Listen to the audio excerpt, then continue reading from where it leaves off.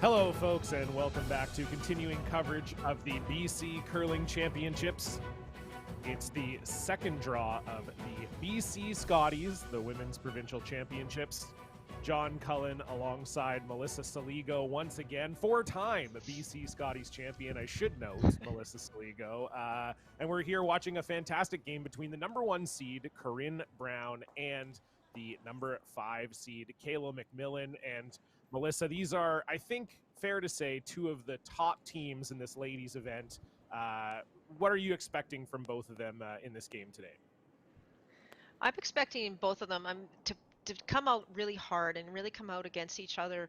Kayla MacMillan played earlier this morning, defeating Diane Gushalak, and Team Brown's been waiting for this for a long time. Obviously, they went to the Scotties last year, but they have been traveling a lot this season, really playing a lot of games, going across the country, getting lots of things going, and lots of things going their way. So they're pretty excited to get this started in their hometown. Yeah, absolutely. It's going to be a great game. Obviously, Team Brown, big winners this morning as well over Shauna Jensen, beating them 10-2. And MacMillan, of course, were 9-4 winners over Diane Gushalak. So two big early wins for those teams. So it's going to be fun to see them kind of lock it up here today. As you said, Corinne Brown, the defending Scotties champion, and then also was in the Scotties last year in the bubble. Kayla MacMillan, this is her first year as a team, and they're going to be just, I think, both ready to go here. Both very strong teams, and I'm particularly interested on the MacMillan side, both to see this is Kayla's first year skipping in quite some time, but then also the return of Jody Maskowicz to women's play and the addition of Lindsay Dubé to the squad. It's an interesting combination of players, Melissa. Let's put it that way.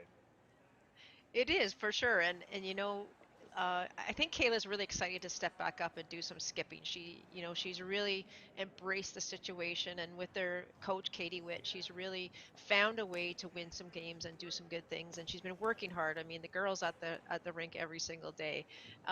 Jody was out of it for a couple years for sure, but she is coming back, and I think she's one of the fittest people out there right now. She works really, really hard at her game, especially on the fitness side of things. So I'm looking from a lot from her today as well. And of course, we have our Ontario connection in Lindsay, and that's coming from Kayla.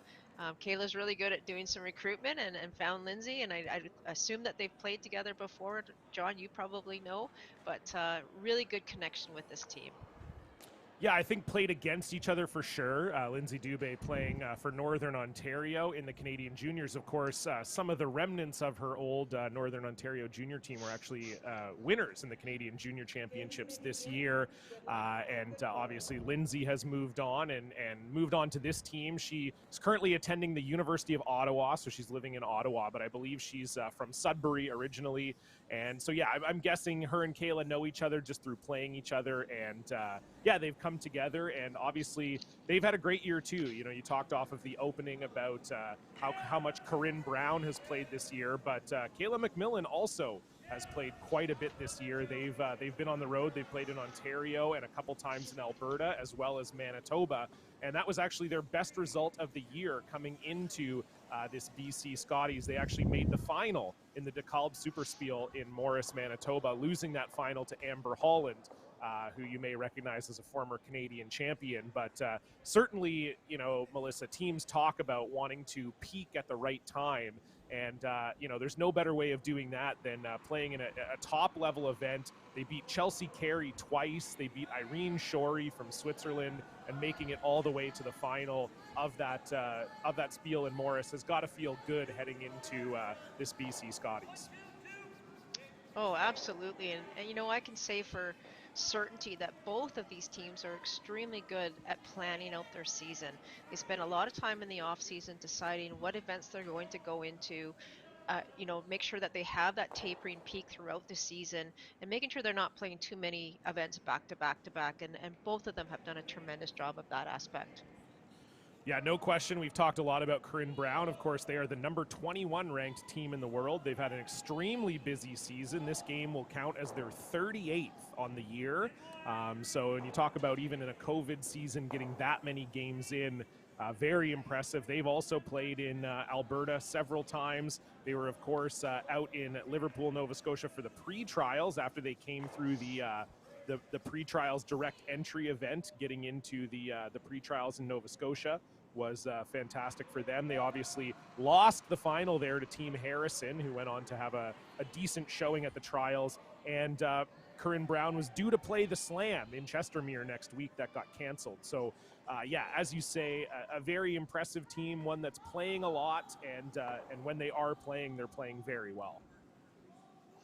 Yeah, I couldn't agree more. And you know, for Team Brown especially, they've been waiting for this opportunity to play in front of in Kamloops. Unfortunately, of course, as we know, there's no fans out there to watch this live. But however, of course, with all the streaming going on, they'll be able to do that. But they have been waiting for this opportunity to represent Kamloops in Kamloops.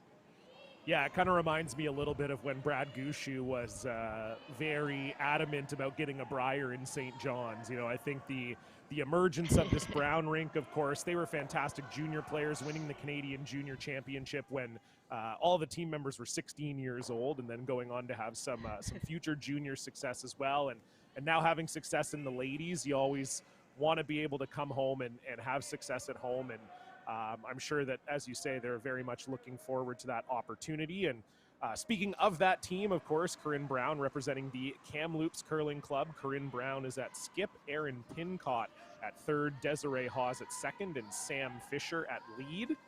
And this Kayla MacMillan team, as we get a look at second, Lindsay Dubé, they're representing the Vancouver Curling Club. Kayla MacMillan at skip, Jody Maskowicz at third, Lindsay Dubé at second, and Sarah Loken at lead.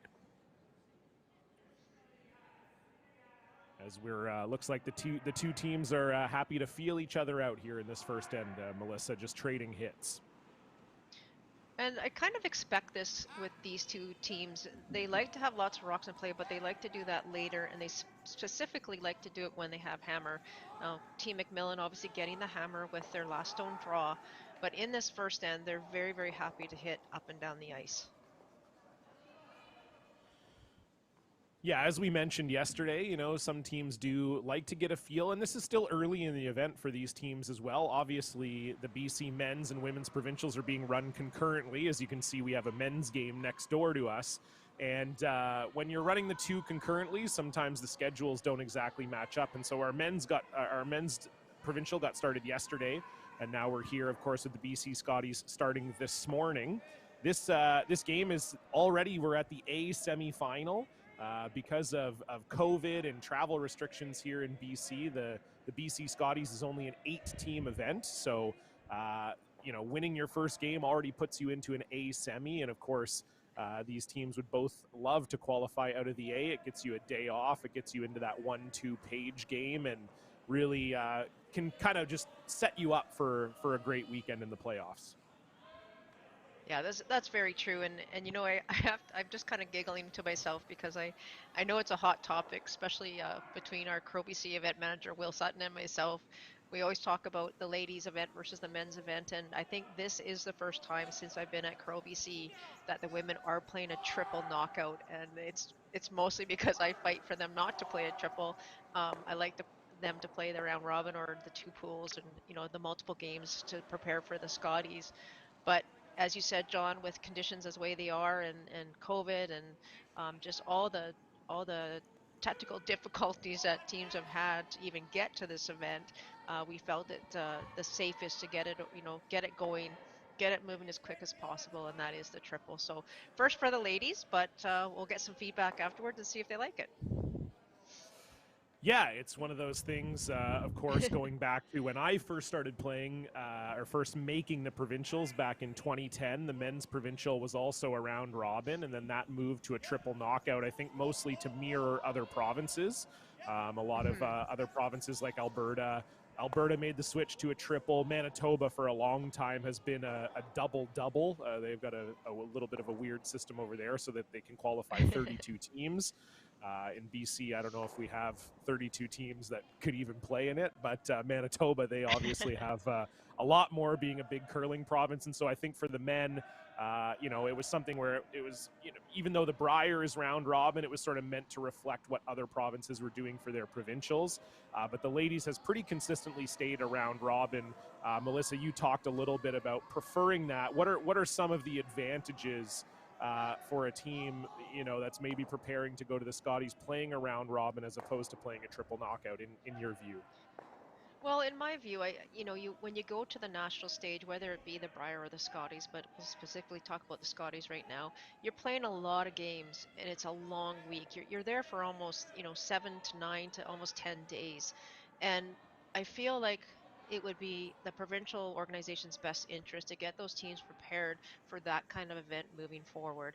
And I just feel that the triple, if you ever got off to a bad start, and we've seen it, John, you and I have curled, you've seen it. If you have that first bad game and then maybe it gets into your head and you've had a second bad game, now you're on the ropes to win out that third. So sometimes I just feel it might not be the fairest way. I sometimes feel kind of the way I feel about a national is if you don't play all the teams, it's not a true event. And that is just solely my opinion. That's not the opinion of anyone else.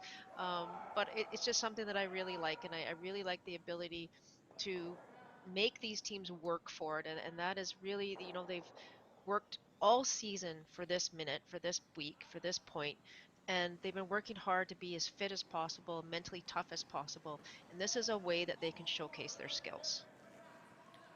Yeah, no, I fully understand that. I mean, as someone who made a career out of coming through the sea, I would have loved to maybe feel a little bit better about myself in a round robin. That's for sure. But yeah, no, I think you're right. I think there's obviously benefits to both ways of doing it. I think, as you Definitely. said, you and Will talk about it, and I think it's a debate in the curling world, especially as we see a lot of the spiels on tour moving to pools, just to get teams more games, and that sort of mimics Right. what a lot of the Grand Slams are doing as well. And so I think we have seen that shift to more pool play just on the World Curling Tour.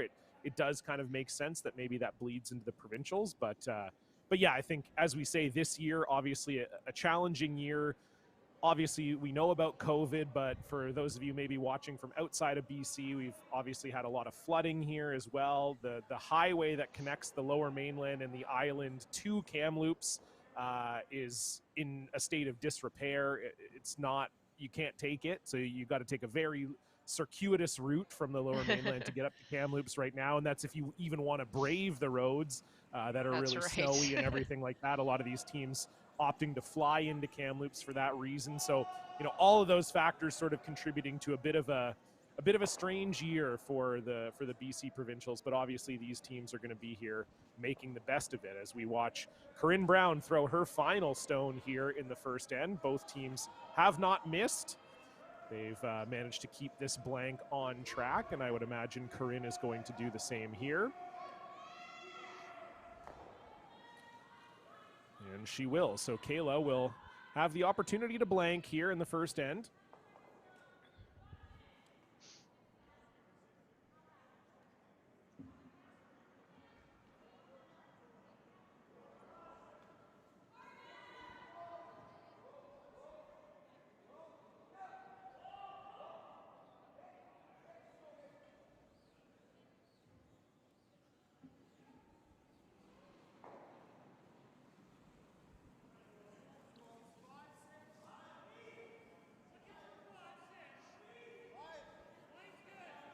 So final stone here in the first. Kayla MacMillan looking for a blank.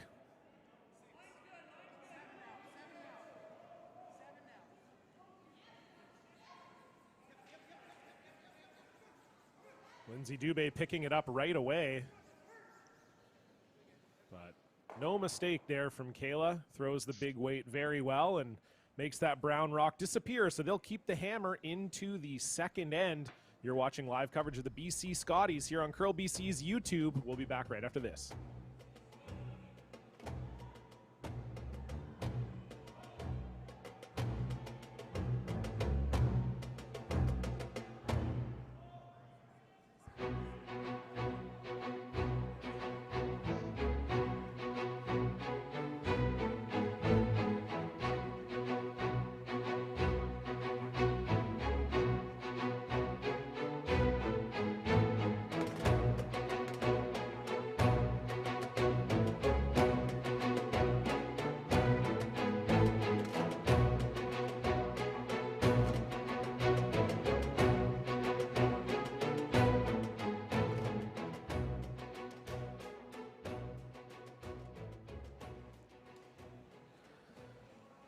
All right, hello, folks, and welcome back to continuing coverage of the BC Scotties here on Curl BC's YouTube. John Cullen alongside Melissa Saligo. And Melissa, we're going to get a good look at Sam Fisher here, and she's one of the stories for Corinne Brown here this week. The lead, obviously, she played with Corinne in juniors, and then she took a couple of years off to go to nursing school, and then came back to the team last year and got the free trip to the Scotties without having to actually win a game to get there. So I know for her and for Corinne this year, that's one of the things that their team is focusing on is sort of getting that quote-unquote earned Scotties heart for Sam.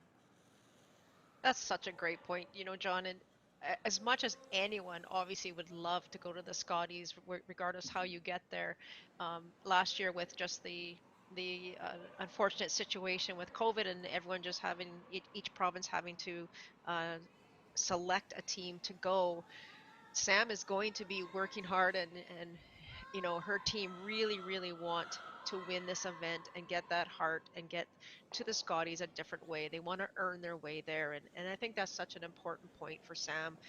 She played so many years in juniors, and now this is her opportunity to potentially win a heart.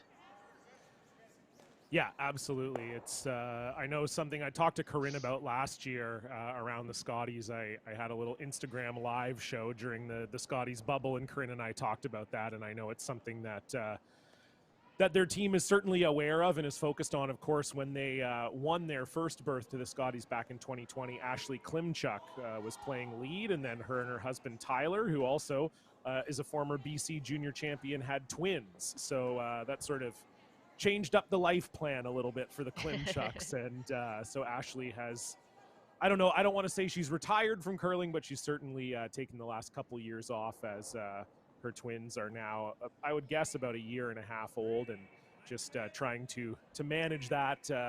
Not easy. I don't have any kids, so the idea of having two that are the same age seems like too much to me. So I'll Well, if imagine they're that anything like she's doing Ashley, great. they're all good. Yeah, exactly.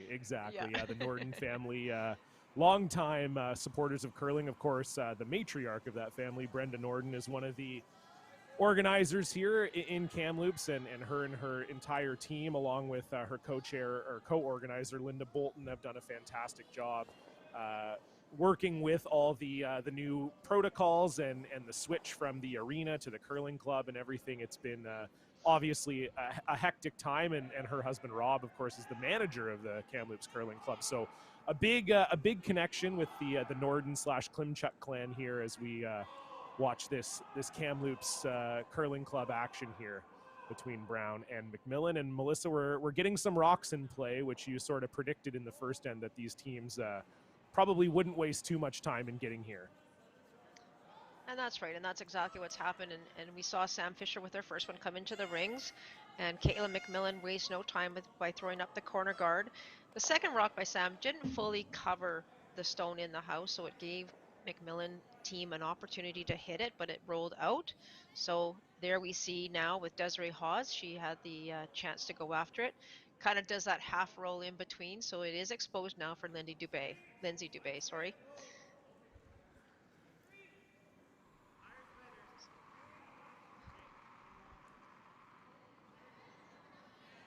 Again, I want to just point out, John, we talked about it yesterday, that the ice conditions, again, looking really good. It's very fast from hog to hog. We did see some situations yesterday where teams had to be very careful on the draw weight, whether you had to, we saw a lot of rocks either come up really light or quite heavy. So trying to find that happy medium, trying to find the position that you can throw the rock to and allow your sweepers to do as much work as possible, but it didn't seem to be able to drag it. So it'll be interesting to see, how it goes out there today. Yeah, no question. That was definitely something we noticed across both of the games yesterday. And as we said yesterday, sometimes at the start of the event, the rocks are sharpened. The ice hasn't had a chance to settle in yet. Hasn't been, for lack of a better word, used to, the 3 draws a day and the, sort of the taxing that's put on it by these elite curlers. And so typically throughout an event, you tend to see the ice sometimes get it can get a little bit quicker, it can get a little bit curlier as it starts to settle in, and that's something we'll keep our eye on here today for sure. And so a nice draw there from Desiree Hawes, and that's going to force the run back attempt from Lindsay Dubé here.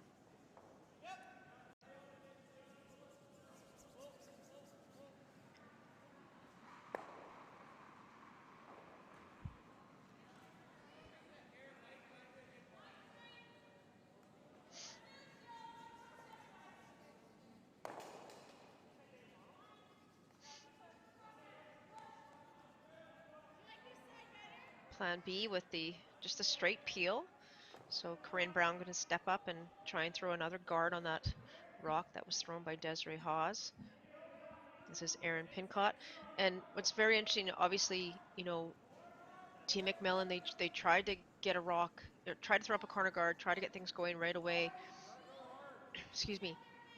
And now it's going to be about chasing and trying to figure out not to get forced. It's a second end with hammer. They don't want to get forced here if they can help it. So it's going to be all about rock placement for Team Brown to try and get that to happen. And you can see this rock maybe over curling a bit. Yeah, that'll leave about 3/4 of that rock exposed. So Jody Maskowitz should be able to chase after this. As you said, Jody is extremely fit. She's an RMT and a long-time workout advocate, and Kayla too. I don't know if you follow her on Instagram, Melissa, but I most certainly do. Some of the CrossFit she's got going on, it makes me tired just looking at it when I'm scrolling through her Instagram feed. So yeah, certainly team fitness a priority for these four ladies, and you know that's really as we see Jody not quite able to get that out, but that's definitely something that you know, teams at the top level these days pretty much all have to be working out and in shape and able to handle the load of a busy season. But I think this MacMillan team is one of those teams that takes it to another level. I would agree, and I think right behind them would be Team Brown as well. You know that they're always in the gym, always working hard. So as you say, though, it's such a priority for most teams now. And I mean, I know it's my priority. How about you, John? Yes, that's how the in between commentators. Eating cookies. Yeah, well, then they say, you know, when it comes to being a commentator, you want to make sure, because you're in these cold arenas, you got to make sure you're well insulated.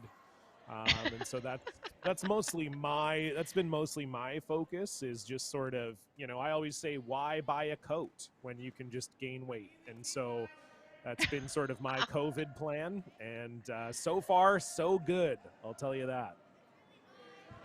Yeah, you just let Becca keep bringing those cookies to you, sir. Absolutely. I blame it on her, really. I mean, her cookies are so good. You know, what can I do, really? I'm only one man, as they say. So now Corinne Brown sitting 2. Jody Maskowitz is going to need to atone for her past mistake here if they don't want to end up in a steal situation. Sarah Loken's been on this right out of the hand. Can she hold it? Trying to get it by. She won't. So couple misses there from Jody, and Melissa, maybe just a little bit of an overcorrection there. We see that sometimes. Her first one, she was maybe, you know, got it going, popped it out a little bit, and it just kind of hung and didn't quite get that blue rock out of the house. And then that one, it looked like she was a little tight on. I would agree. I think there was both a release difference there as well as a weight difference. Her first one had maybe an extra couple feet of weight that Kayla wasn't expecting, and this one was probably perfect weight that she had asked to, and the way she threw it just over curled. The good news is they did remove the guard, but this is a great opportunity now for Corinne Brown to put a ton of pressure on Kayla MacMillan here in the second end with putting this rock. I didn't see the actual call, if she did call the guard or if she... Yes. Yep, she's guarding here. Perfect. See, I rely on you because I know you're going to have my back. Always, yep. No question. So looking for the guard here is Corinne Brown. She's sitting 2 without hammer here in the second end.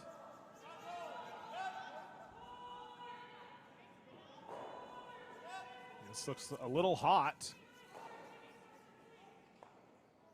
And it is. That'll just come right to the face of that one, but that's not a bad result, Melissa, as that's pretty much a perfect face freeze. I actually like that result a lot. I mean, you know, if you come up short, what does Kayla do? She probably plays the hit and roll off the one on the right and hopefully can roll to the back four. By playing right there, if Kayla takes a shot at it, obviously you're going to lose your shooter in order to get both of those out. And if you play the hit and roll, now it's just an easy straight run back for Team Brown. So great shot by Corinne Brown. Yeah, no, that's certainly, we talk obviously a lot in curling about tolerances and plan Bs, and that certainly seemed to be a very effective plan B there for Corinne Brown. And now it's Kayla left with a bit of a tricky decision here. I think she is still hitting the open one, Melissa. I wasn't sure. I didn't see. But now where 5 seconds. Yeah, there you go. Okay, yeah. So yeah, I think she's hitting it, and I think the one thing that worked out well for Corinne too is those blues are perfectly lined up. So even if Kayla makes this roll perfectly, it's a fairly easy run back for Corinne. So I think that's the thing, John, is Kayla is probably not looking to hit and roll this perfectly behind those two blue stones. If she can show half a rock on either side, it might tempt Corinne Brown to make a play after it. So the key here, I think, is not to make a perfect roll. It's kind of a weird thing to say, but I think that's what's really important. Good attempt. Well, she got, yeah, pretty darn close. That is going to be wide open for Corinne Brown, but yeah, got close. That's for sure. If that rolls another 2 feet, like you say, Melissa, it's probably in a pretty good spot. The one thing that does help her with that roll, I guess, Melissa, is Corinne's sort of forced to likely roll away a little bit here, which will give Kayla a chance to have a decently easy shot for her one. That's right. She obviously doesn't want to hit and stick right there. That will give Kayla an easy, backing to come down to that. So if she just even hits and rolls, half a rock to the outside, Kayla has to make that decision whether she's going to draw to the forefoot for her single or try and nose and maybe roll back in for her single. So it will just depend on what Kayla sees and how she's feeling on throwing the draw versus the hit. But first off, Corinne Brown looking for a hit, and I'm going to guess a roll to the outside.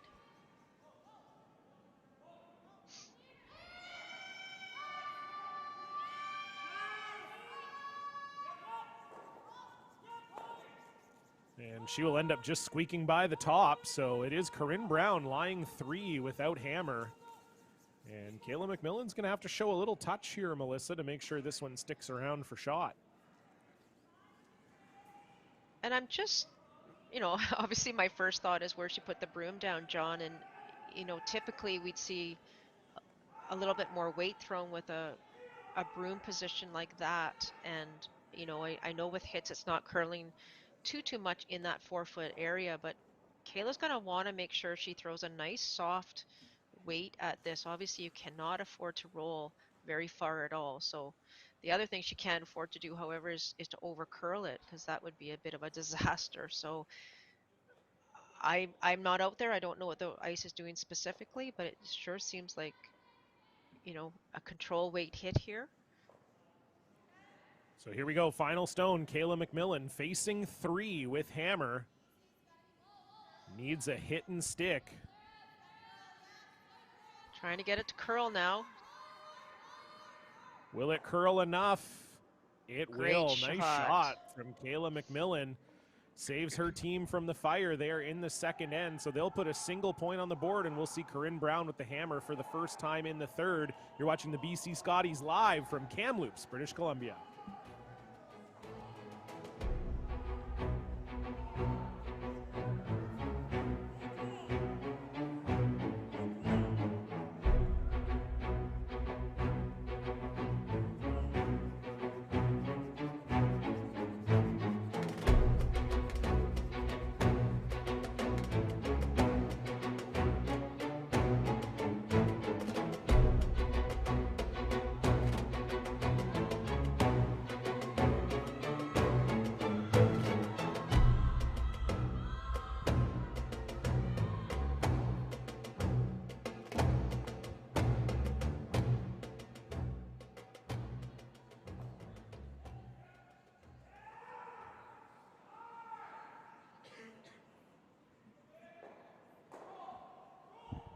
Hello and welcome back to continuing coverage of the BC Scotties here on Curl BC's YouTube page.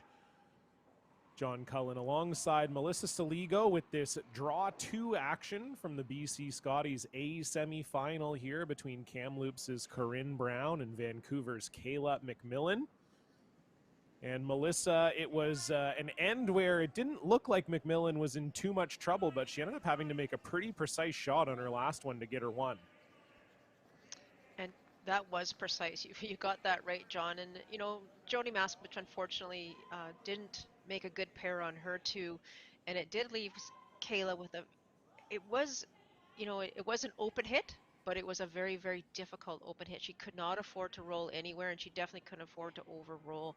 So great ice selection there, great weight selection. You know, this is the one thing that I see with both of these teams specifically, is that their communication is fantastic. Obviously, these teams, we have a very experienced team that's been working together for a long, long time, and we've got a team that has some players. The two, Sarah and Kayla, have been together for quite a while.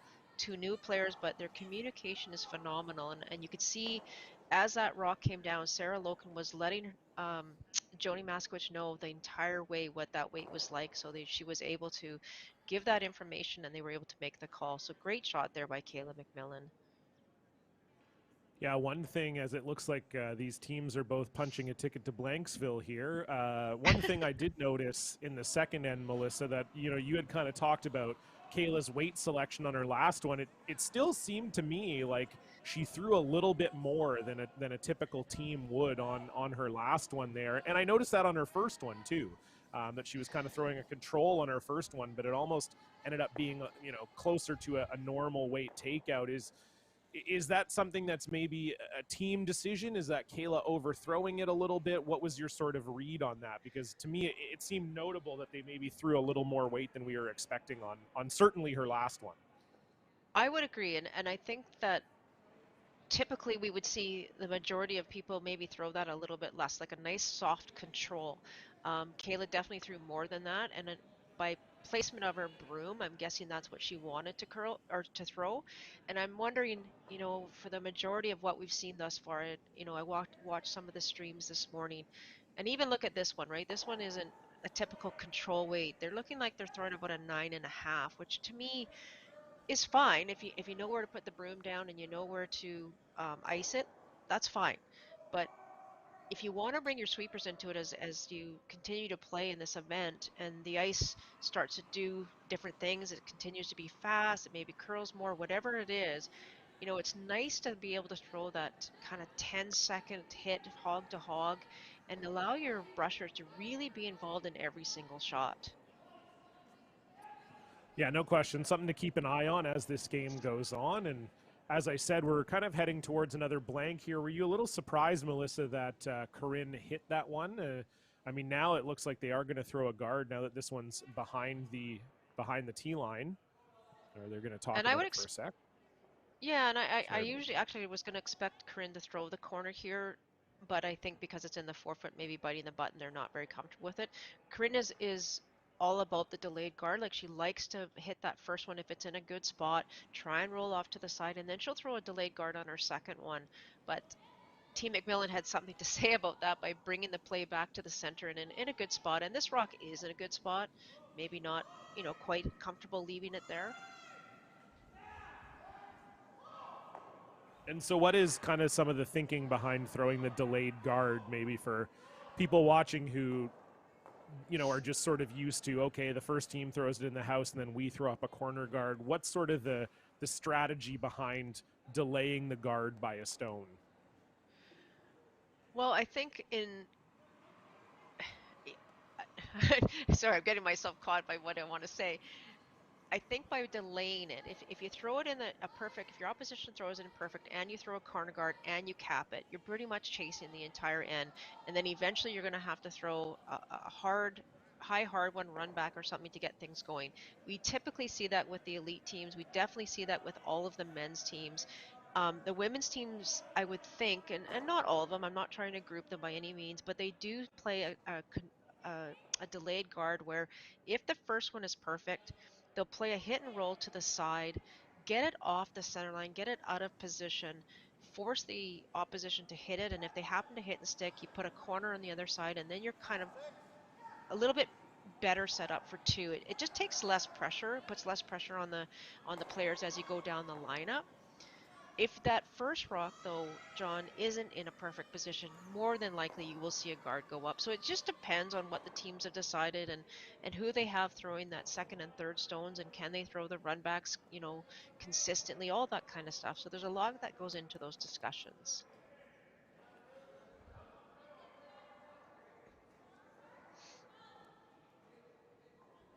So we're going to, looks like we are going to see a blank, or at least certainly that's what both teams are heading towards here. And as we watch Jody Maskowicz throw her second here in the third end, we just want to shout out some of our sponsors here. Of course, as we know, curling not able to happen without the support of our great provincial sponsors. Of course, the Scotties are brought to you by Kruger Products, which are makers of Scotties tissue paper. They've been an unbelievable sponsor of women's curling for over 30 years now. Just a fantastic organization, and what they've done for curling really cannot be overstated. And we also want to thank Best Western Hotels, Bel Air Direct Insurance, AMJ Campbell Moving, Great Western Brewing, Connect Hearing, and Jet Ice.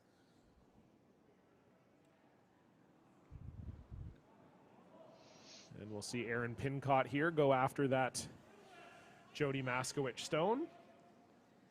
And she's just freezing to it, John, and I really like this call. I mean, there's no harm nor foul here. That rock isn't in at the back of the rings, and so you kind of throw it safe. You throw it, maybe draw, and if you freeze to it, it's perfect. If you freeze tap it, it's perfect. You really don't want to remove it from play, which she did, it looks like, but that just makes Kayla's team just throw a little bit harder of a shot on their next one. So, and if you ever get a miss, you generate a late two.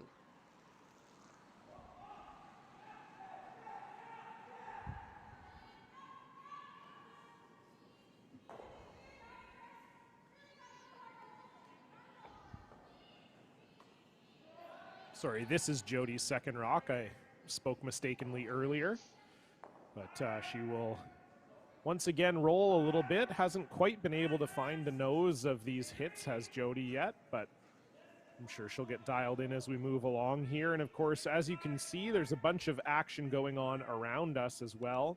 We've got 6 sheets in action here. We'll do our best to keep you updated.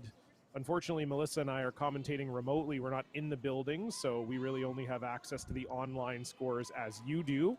But I can tell you that Josh Kennelly is out to an early 1-0 lead over Jim Cotter. Cameron DeYoung also out to an early 2-0 lead over Dean Jonice. Neil Dangerfield stealing one in the first end to take a 1-0 lead over Sean Giel. And Mitchell Kapitko also were thieves in that first end, taking one from Rob Nobert. So they have a 1-0 lead there.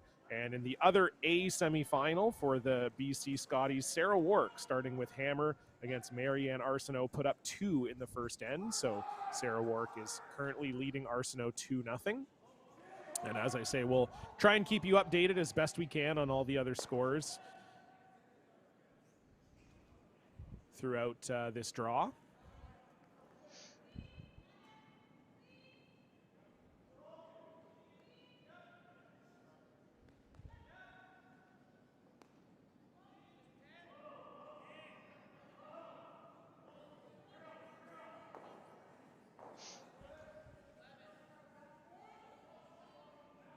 So we talked about this yesterday, Melissa. This is obviously, with Aaron Pincott rolling out, kind of a nice bonus for Kayla MacMillan. Gets a chance to practice some draw weight here. Yeah, definitely. And John, I failed you. I was going to do the stopwatch, and I got it out too late, and I apologize. That was my job, and I missed it. Darn it. It happens. We know that yesterday the ice was running about 15 and change hog to hog, so I would expect it's close to that today.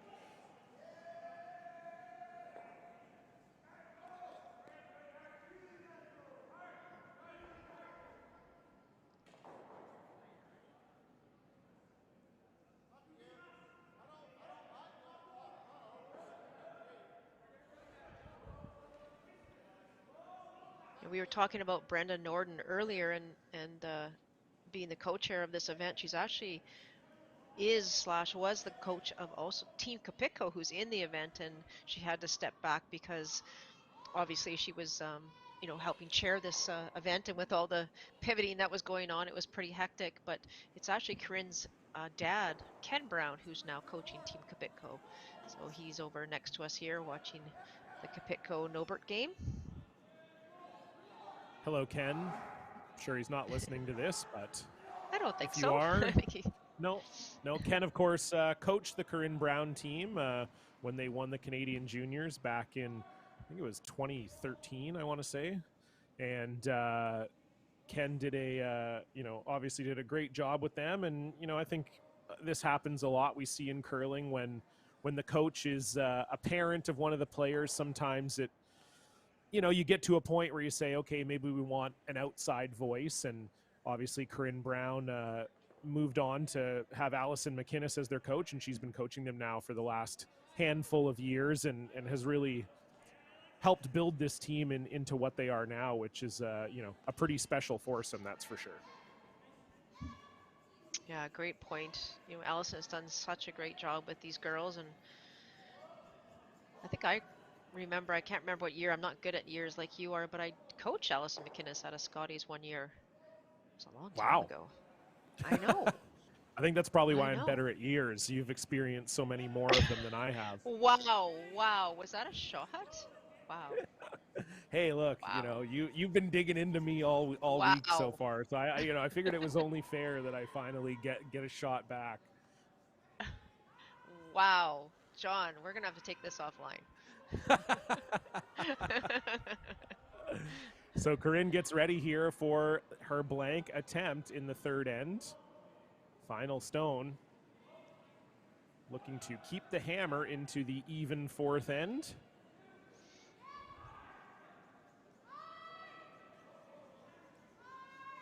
Desiree Hawes on this.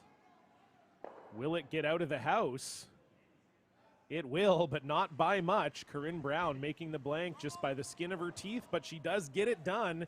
So it will stay 1-0, and Corinne Brown will keep the hammer into the fourth end. You're watching the BC Scotties live from Kamloops. We'll be back right after this.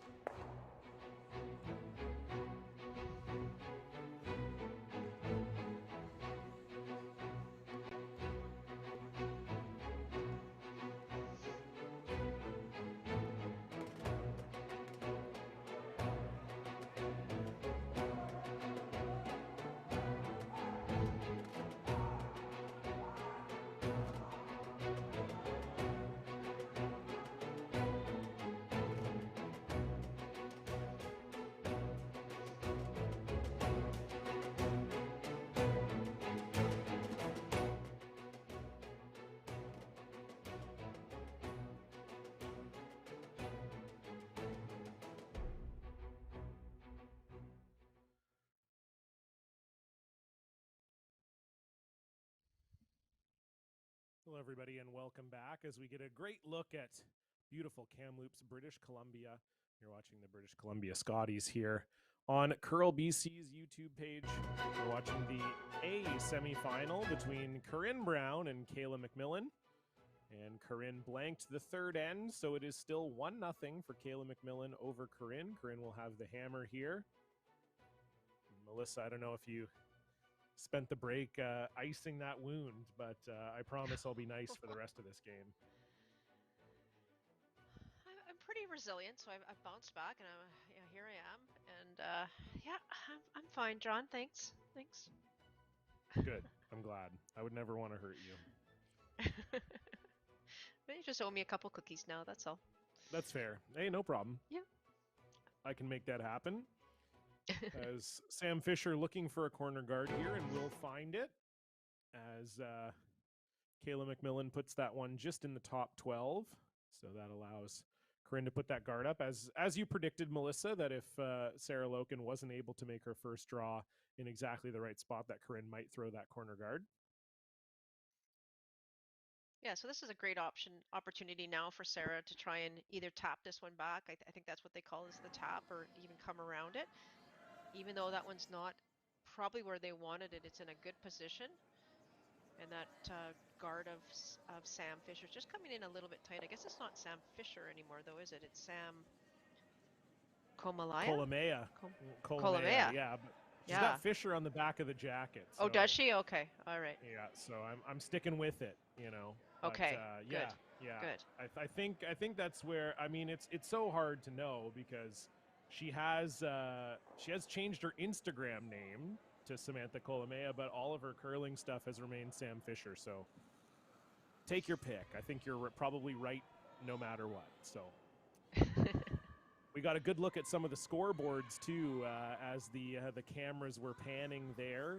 We can see that Marianne Arsenault has tied it up with Sarah Wark 2-2. They're playing the third.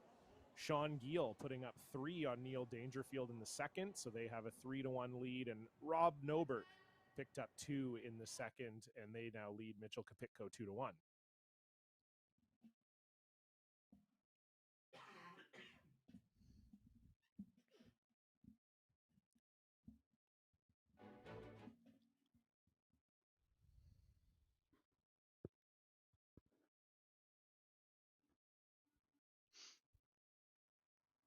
So Jody Masquith trying to get this one to curl. Would love to have hit and rolled towards the center line on that. They've got a nice center guard there.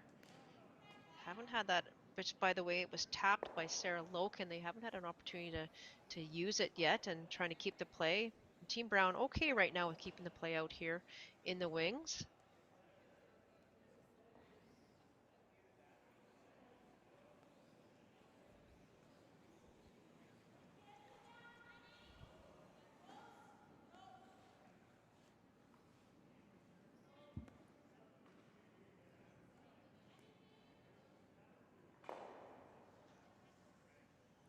And nice shot there from Desiree Hawes. So it is Brown lying 1 here with the hammer. And this is the beauty of curling, Melissa. I just got a message from Samantha's husband, Jared Kolomea, who of course is playing second for Brent Pierce in this event. And we'll see them in the men's A semifinal tonight. But he said he confirmed that she is indeed sticking with Fisher for curling. And he said that I guess for curling, his last name just didn't make the cut. So she is Sam Fisher in curling, but Sam Kolomea in life. And I did pronounce it correctly, so I'm feeling pretty good about myself overall. Really, I kind of nailed it all. So always good when we can have the players themselves weigh in and let us know. I mean, only let us know if we're right. I'll just say that right now. If you're listening and we're wrong, just don't talk to me. We don't need to hear from you. That's right. Exactly. But that was a big miss there from Lindsay Dubé, and this might open the door here for Corinne Brown to lay a couple. And the conversation going on here right now is Corinne really doesn't like that redstone that's just outside the house right on the center line, and you can't blame her. It's in such a good position. You know, typically you'd see a team with the hammer with line 1 would try and split the rings to lie a second rock in the rings, but they have to be very careful of that red stone. So chance here now. I think they're playing the hit and roll again. This it's hard to tell with the camera, and that worked out really well. Really nice shot from Desiree Hawes. Wow. Great call, nice call great there shot. By Corinne. Yeah. Well, as you said, we talked about this yesterday, Melissa. One of your main strategies in coaching, and of course you are the Curl BC high performance coach, or sorry, one of the Curl BC high performance coaches. One of the things you like to talk about is problem rocks. And I think you sort of correctly identified Corinne was maybe thinking of that red as the problem rock, and she kind of killed two birds with one rock there, getting rid of the problem rock and rolling their own onto the rings. Oh, nice great shot from Jody Maskowicz. Yeah, fantastic shot. Double. Gets both, and so it is now Kayla MacMillan lying 1 without hammer here.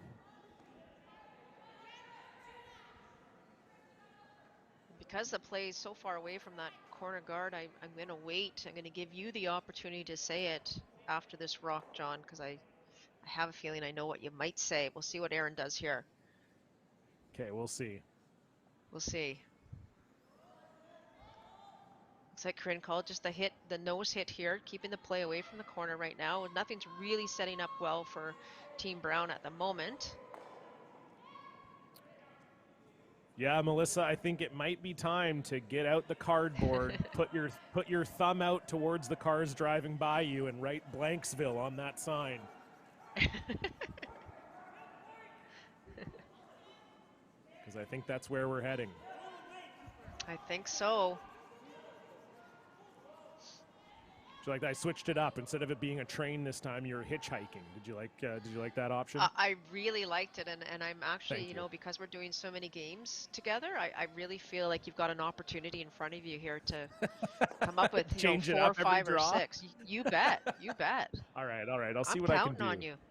Okay. All right. We'll see what happens as Jody makes a nice roll here, and this might be the only chance we won't see a blank, as if Aaron Pincott can make this roll really nice. That corner guard's not in a bad position, Melissa.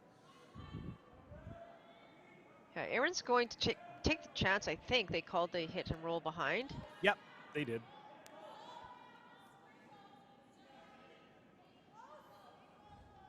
If these are situations, you don't have to go overly aggressive for it. You know, try and get the hit and roll. Yeah, I kind of like that they played a little bigger weight there too, because then it sort of gives you the, you know, the option of if you make it, you're probably going to be rolling. Like the one thing you don't want to do here is roll 3/4 of the way, right? And then make it an easy hit and roll for Kayla back. So I like throwing a little bit bigger weight there. That sort of allows you to, you know, that kind of gives you the opportunity to either play for the nose, or if you hit it in the right spot, get that roll. So I like the weight call there, and of course Aaron Pincott essentially just hitting it off the nose there. And we can see on the sheets next door to us, it was Marianne Arsenault stealing a point in the third, so she's up 3-2 on Sarah Wark. And it is a 3-2 lead also for Rob Nobert over Mitchell Kapitko.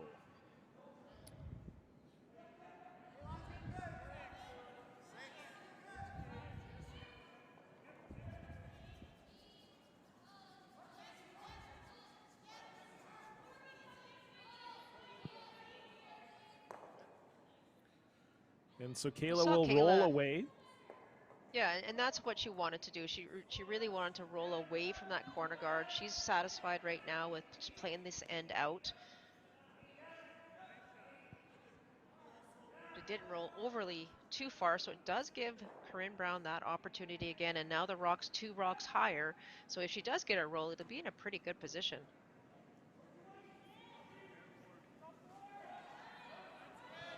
Yeah, this certainly feels like one of those opportunities for a skips deuce here. If Corinne can make the roll really good, it would likely force Kayla into a run back situation.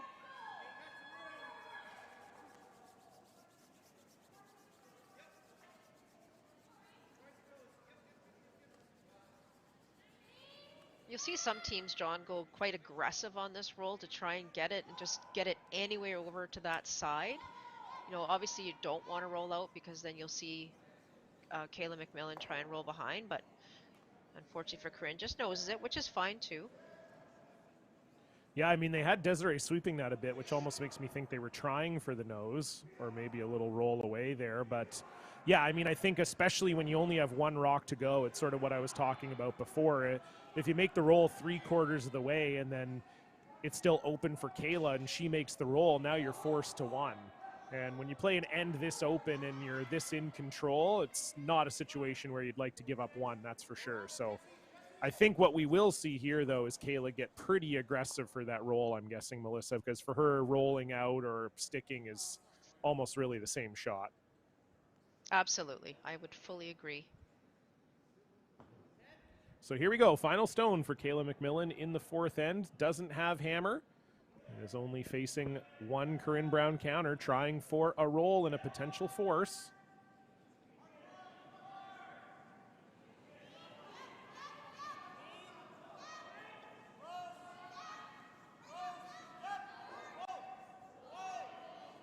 Saw Sarah Loken again saying maybe the weight's down just a titch. It's going to sit right there.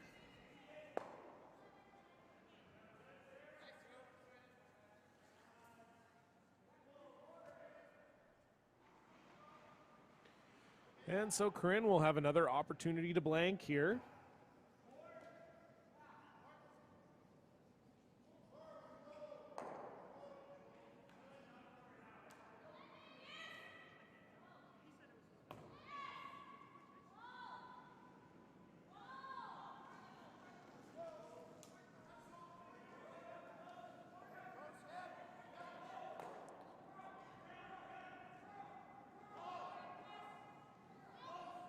Final stone.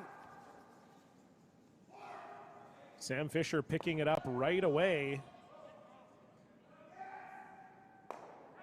And it will just not stay out. So an unforced error from Corinne Brown, and she will be forced to take one with the hammer. Kayla MacMillan will get the hammer back, playing the fifth end when we come back. You're watching the BC Scotties live on Curl BC's YouTube.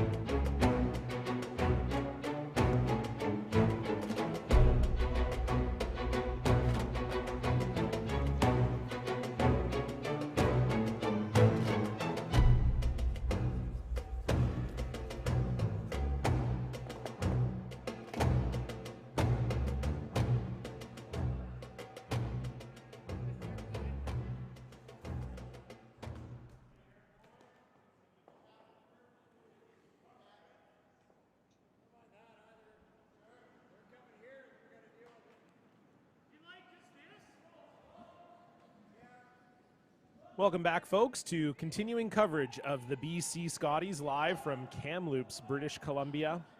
John Cullen alongside Melissa Saligo as we're watching this A semifinal between Corinne Brown and Kayla MacMillan. And Melissa, a bit of an error from Corinne Brown on her last one, had the opportunity to blank, and unfortunately she just nosed it. And it kind of opens the door here for Kayla to get things back in control. Yeah, Corinne's not going to be happy with that. Obviously, it was an even end with hammer and a pretty straightforward blank, and unfortunately for Corinne, just noses it. So it does, you know, Team MacMillan did work hard to try and get the hammer in that first end. So now they've got it back. It's a tie game again, basically clean slate here, and so we'll see what Team MacMillan can do here in the fifth with the hammer.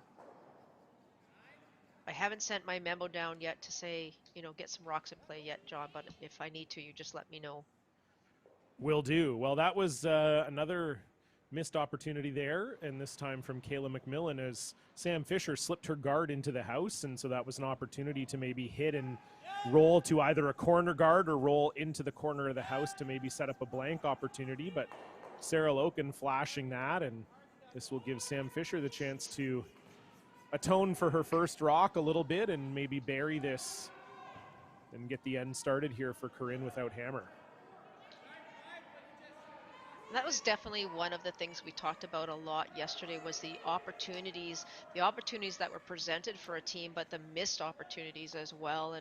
And at this level, you're not going to continue, this is still the first day for the women. You're not going to continue to get a lot of these opportunities as the week progresses. So any chance you get, every team is going to have to do their best to take advantage of any opportunity that's given to them. Yeah, absolutely. This game so far, to me, Melissa, feels maybe a little bit like, a bit of a feeling out. I think both teams would admit neither one has really been as sharp as they would like, but it is kind of it is the first the first day of the event. Do you think that contributes to it a little bit? I think maybe. I mean, we know that both teams played this morning. Both teams had, pretty good wins. Like it was a fairly, not lopsided, but it was a fairly solid win for both teams earlier today. So they've had opportunities to play on the ice, and we've already talked about numerous times how much practice they had prior to coming here. But again, these are two of our top teams in BC, and I was expecting them to go a little bit harder maybe, but again, we saw yesterday that the ice might be, teams are just getting used to the ice conditions right now, and I think that's really what it is. After this first day, I think we'll see some things change. But you have to, you don't want to take any unnecessary chances. We saw that yesterday in the evening game where some really big risks were taken and maybe not followed through on. So you have to be prepared that if you're going to take a big risk, that you're potentially giving up a big amount. So maybe it's just a feeling out period. I don't know day one, but that's not a bad thing by any means. So we get a good look here at Lindsay Dubé and Kayla MacMillan discussing this shot. It does look like a pretty decent setup for MacMillan, although she's deciding to peel here, and I'm a little surprised by this, Melissa. I might have thought they maybe would have hit and rolled and lied too. I have to agree with you, and again, I know that those two rocks, your opposition stones, are in front of the rings, they're on the center line, and they're staggered, and they're not in a great position for Brown either. And that's the danger right there.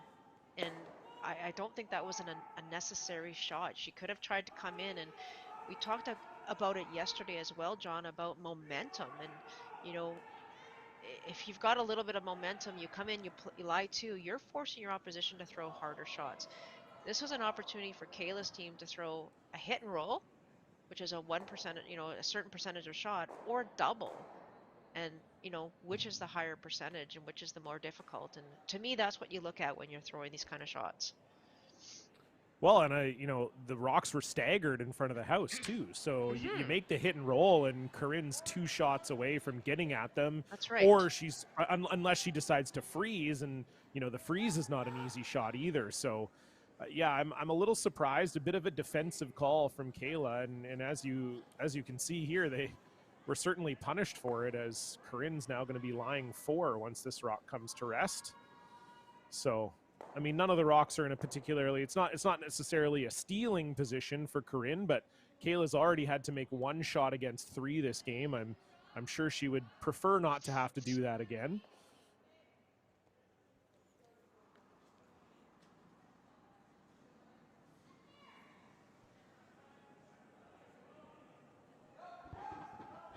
Looks like she's asking Lindsay just to tap this back a little bit and create the great blue wall back there. Yeah, just back 8 weight. She can either hit it right on the nose and tap it straight back, or even if she hit it on either side, those other 2 rocks are still there as well. The tolerance here is to be a couple feet heavy if you need to be.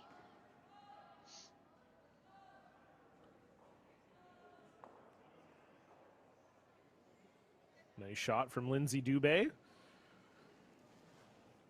So it is MacMillan lying 1 with hammer, but Brown is sitting 2nd, 3rd, 4th, and 5th shot.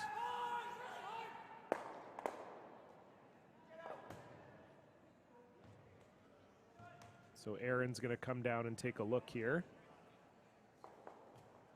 And again, if this is your first draw watching with us, we don't have the players mic'd up for these round robin games, which is maybe why you're hearing a little bit more of Melissa and I than you would prefer, but we'll do our best to imagine what the curlers are talking about. And Melissa, I'm guessing Aaron just wanted to take a look to see how thin she had to hit this to pick it off. That's exactly right. You just come down as the thrower, you come down and have a look at the landscape and see where you need to hit it. Also talking about if they hit it the other way, they were talking about maybe getting rid of that blue stone that's back 4. That's okay too. If they just straight peel it, that's okay too. So yeah, just an opportunity for Aaron to have a look. Well, and it's been a pretty quick game so far. So you take a look at the time clock and you think, okay, we got a lot of time. You can go ahead and maybe come down and take a look at this. So I'm sure that was a factor as well. So here we go. Aaron Pincott, first rock here in the 5th end, trying to not disturb that blue wall at the back, or maybe she's trying to lose one of the blue ones at the back for that matter. Yeah, losing one's not a bad thing. Yeah. And she goes right through the hole. So nice shot there from Aaron Pincott. Sits right there, gets rid of one of those backing rocks, and it is Corinne Brown lying 4 without hammer. That's a great shot by Aaron. Allowed her to, the way they played that, they were allowed to knows that rock, pretty much knows it, keep it above the tee line, and it just forces Kayla MacMillan to have to deal with it. If things keep going the way they are and they just keep tapping, it's going to be really hard for Kayla to get two here unless there's a miss on the brown side. But right now, if you're hitting, there's really not point of that either. So I'm not sure what she called. I assume she called the tap. No, I think she's hitting here. No, she's calling the hit. So unless they can make two doubles and hope for half a shot by Brown, they're not really going to look at the blank. It's a long way from that. Well, there's one double down, so that helps a There's bit. one. And I do wonder, Melissa, if maybe the thought was hitting that just because it was in such a good spot. It was right in front of the button, half in the button, really kind of guarding the pin. That might have been sort of some of their thought process there in hitting. Oh, for sure, I get that. I get that, but they could have played the top again. The idea is to set yourself up for the next shot. And right now, by simply hitting that, and great double, obviously, great double by Jody, is whatever they do here on Team Brown, they're going to have to throw another double in order to keep the blank alive here. So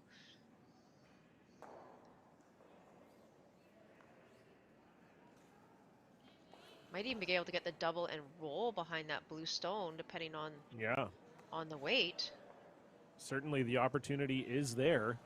Mm-hmm. We've seen one double from Jody Maskowicz here. Can she make it two?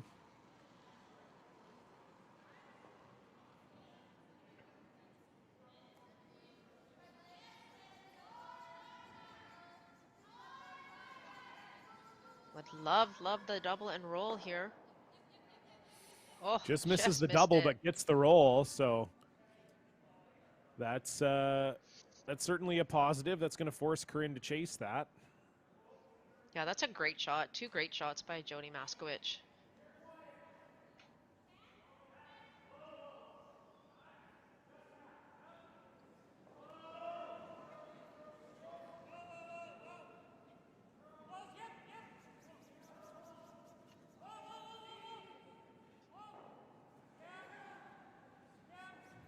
So Corinne Brown will look to keep the force alive here with a short run back.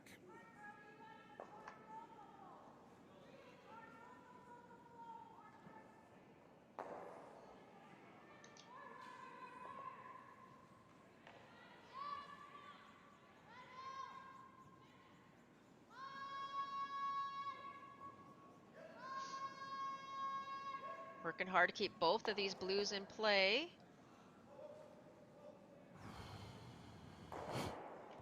That deserved a big exhale from me. That was very, very close for Corinne.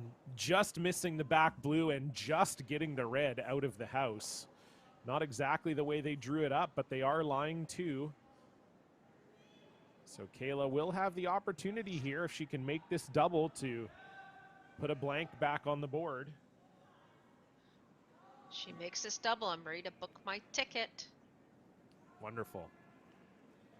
I don't know where I'm going, but I'll book it. Yeah, we can't really go anywhere right now. No. That's why you and I are commentating remotely. That's right.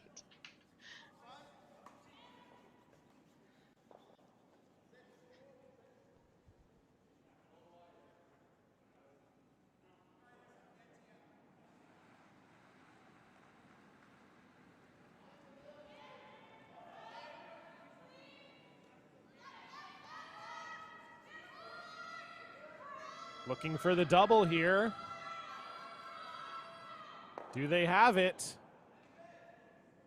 They do not. So Corinne Brown will be lying shot stone, and if she can make this MacMillan one go away and lie too, she will be able to get a force back after her error in the fourth end. So big shot here for Brown.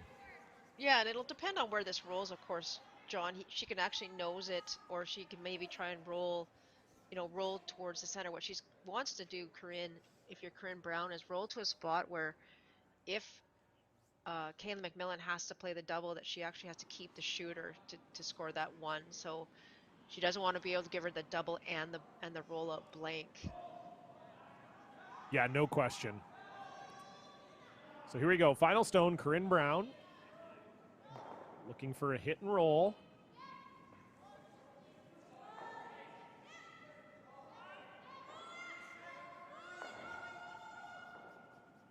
And that's in a perfect spot.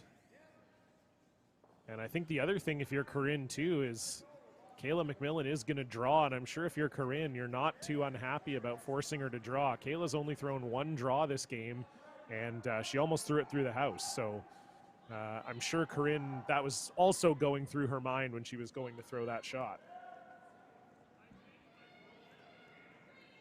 And I can't decide if I'm surprised at this or not. I mean, they've seen 3 or 4, hits down that spot where that double could be.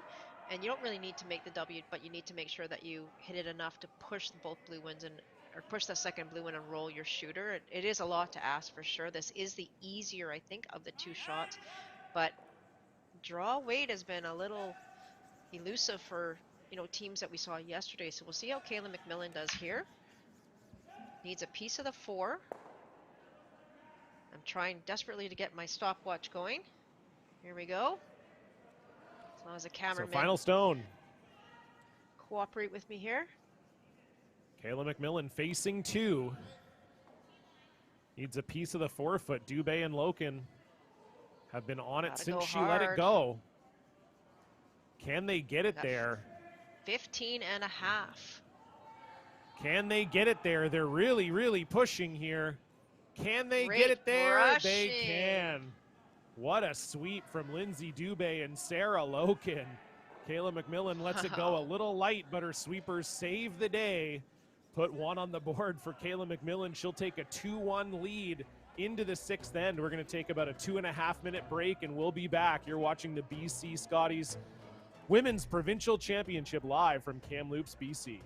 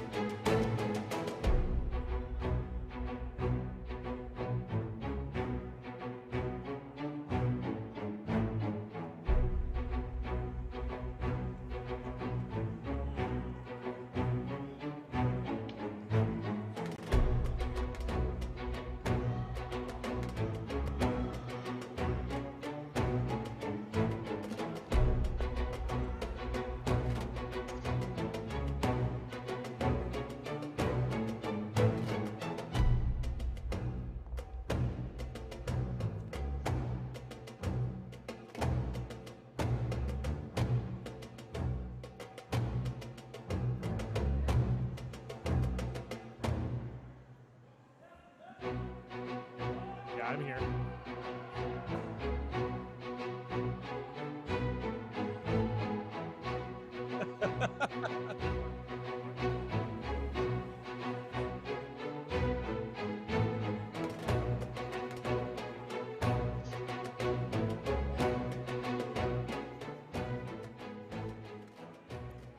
Hey everybody, welcome back. John Cullen alongside Melissa Saligo here in the 5th end break. You're watching the women's A semifinal of the BC Scotties. Corinne Brown versus Kayla MacMillan. And Melissa, any surprises so far for you? Because I know for me, I thought maybe the game might be a little bit higher scoring than what we've seen. I thought so too. I think that, especially Team Brown, I know they like to have more rocks and play normally. Kayla MacMillan does have a little bit of a defensive side to her, but, you know, she does like to put rocks in play too, and I'm just a little bit surprised. There were a couple chances there that they could have maybe done that for us. I think that's more for us though than them, so it's okay. They got to do what they got to do.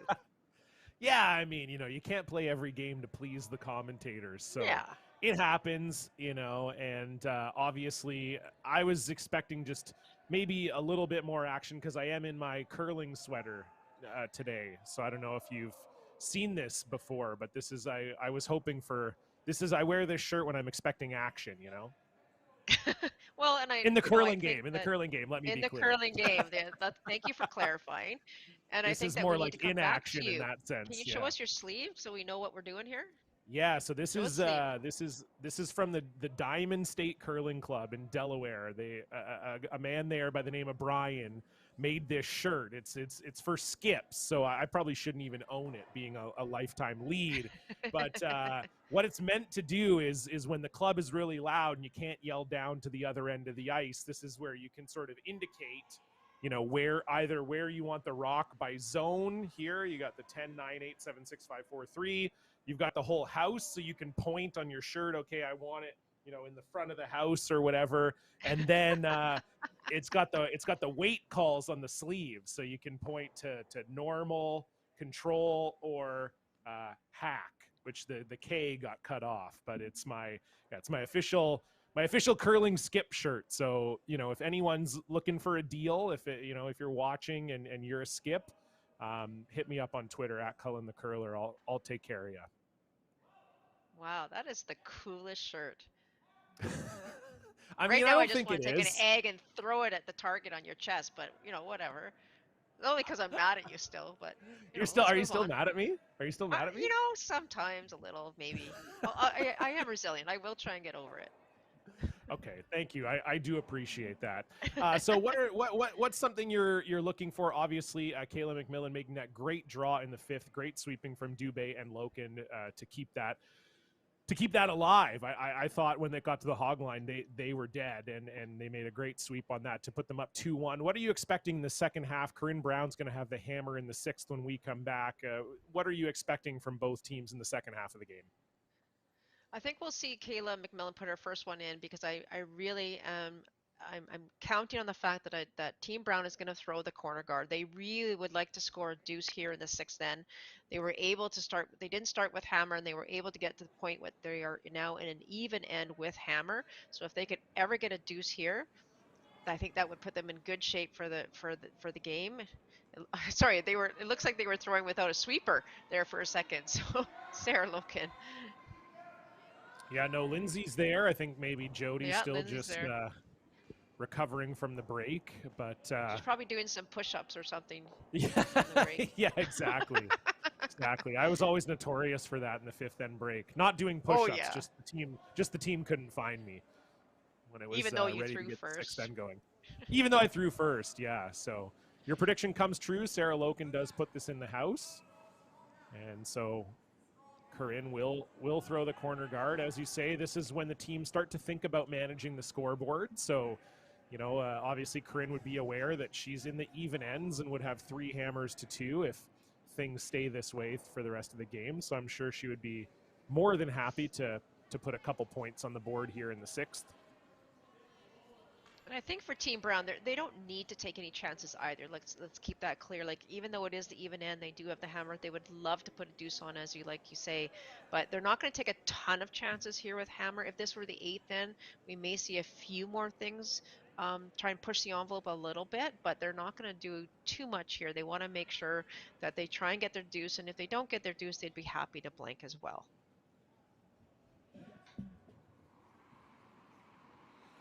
So here we go. Look at Sarah Loken, who, of course, calls Peace Arch Curling Club home. And you know who else Peace Arch Curling Club is home for? Me. It's also where I started playing. So Sarah and I have a bit of a connection that way. And we also have a connection because we won the silver medal at the BC Mixed in 2020. 2019. I keep screwing that up. Before everything shut down. So you know what they say about winning a silver medal, Melissa? It bonds you for eternity. So Sarah and I Wow, will you've be got a lot forever of bonded by that bonds. silver medal. Get it? Get it? You got a lot of Okay, bonds. wow. And there you go. And so now Oh, you got me back. Now, now I'm okay, even. yeah. Yeah, I came second the bunch. Okay, good for you, Melissa. Haha, very funny. But yeah, that's what they say. A gold medal bonds you for life, but a silver medal bonds you for eternity, Melissa. That's a true fact. So Wow. you gotta keep that in mind. And you would know that. You also came second at the Canadian Scotties. So do you feel bonded for life with, or sorry, bonded for eternity with that silver medal team? I do. I do. Yeah, Because I exactly. also You got know the what I'm silver talking at the about. Worlds. Yeah. Oh yeah, that's true too. Yeah. Yeah. Yeah. Do you want to keep talking about the silver medals or? I mean, I only think if you those are my want only to. two, to be honest. Okay, must be nice. Yeah. My Yeah. my only medals are silver and bronze, so must be nice to have a couple of the gold color. What's that like? Oh, it's actually really awesome.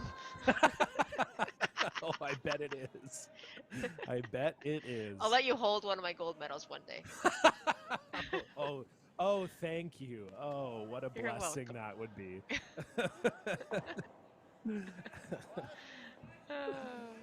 So Corinne will try to draw around the corner guard here. This looks very similar to the setup that they had in the fourth end, where it ended up being what should have been a blank. So we'll see if maybe they can get something a little bit better going here. And again, it's all about that position of your opposition stone for Corinne. You know, if that rock is not in a perfect position, she's happy to ignore it and try and get something into the wings, try and set her deuce up that way. But unfortunately for Desiree here, this one, I don't know if it's even going to hang on. It is not. Yeah, that's what, again, we were talking about this yesterday. That's a bit of the Mm, sixth end curse there.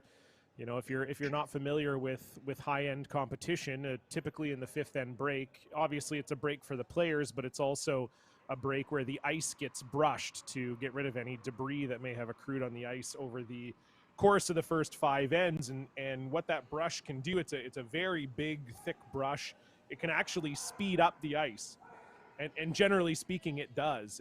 And so sometimes you'll see teams come back from the fifth end break and they struggle a little bit with draw weight because it typically will adjust by about 0.25 of a second hog to hog, and sometimes that's just enough to, you know, see a rock like Desiree's go through the house. So Kayla MacMillan will put a cap on that, and Corinne's just going to continue to ignore that and go behind the corner guard. And I have to say, I like this call, Melissa. That red rock is not what we would call a winning rock at this point. that's right. I love this call. And I love the fact that Corinne's ignoring this and trying to give Desiree another opportunity to get behind that corner guard. And then it becomes a decision time for Team MacMillan. If Desiree makes this, you know, right buried behind that guard, what's Kayla going to do? Is she going to ignore it and try and come around the center again and keep that play in the center? And it's going to be a bit of a tug of war as to see who's going to go first, who's going to go in the defensive first. So again, the sweeper's not touching this. Wow. That is a Back to very, back. very big error. Yeah, I don't know if that's on the rings or not. We'd have to take a look from the overhead, but certainly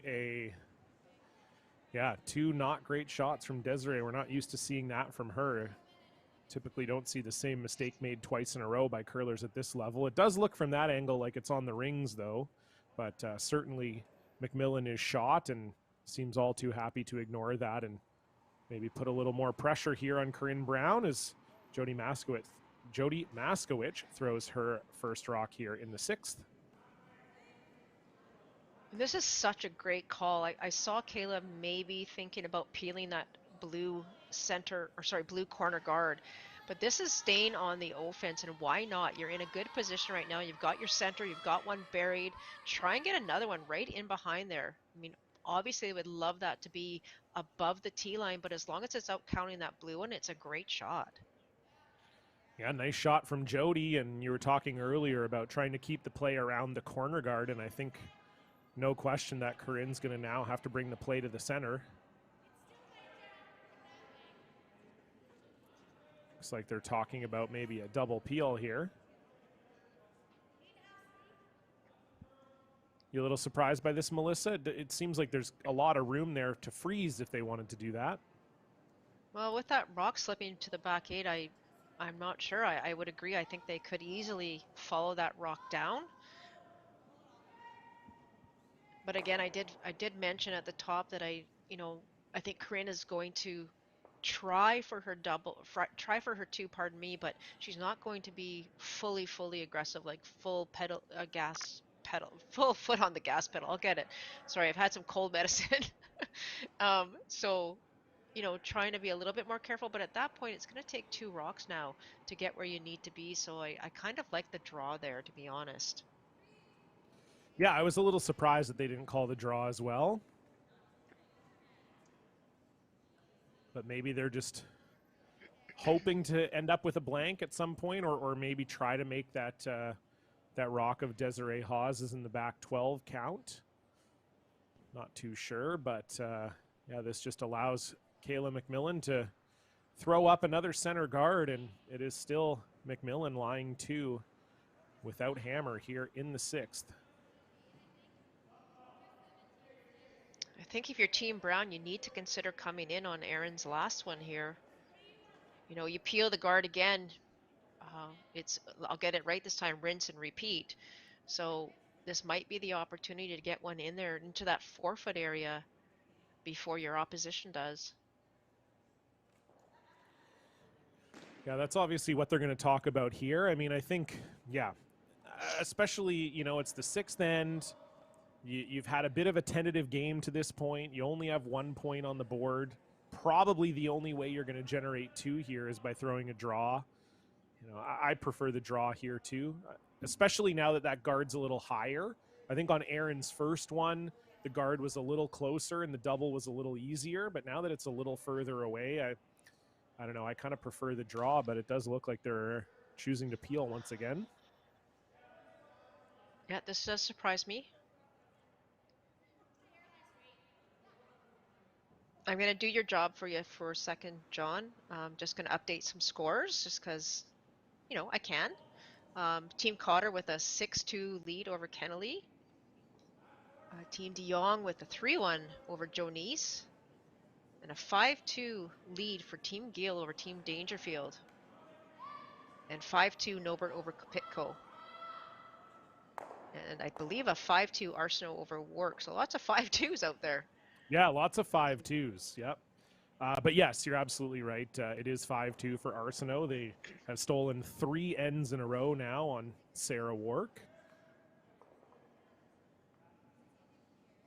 who is no stranger to the BC Scotties, of course. Sarah, a BC Scotties champion. Marianne Arsenault looking for her first BC title, but of course has won a great deal of Nova Scotia Scotties titles and Canadian Scotties titles as well. So fun to have her now representing BC. She just finished off a great run at the Canadian Senior Championships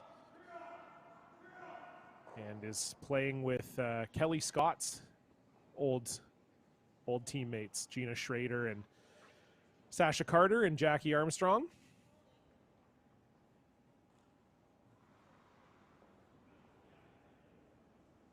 Sorry, Renee Simons. My apologies. Renee Simons. I was just thinking. Yeah, I couldn't remember if it was Jackie or Renee. I couldn't. Yeah, I knew it. Renee. I couldn't remember. Yeah, Renee.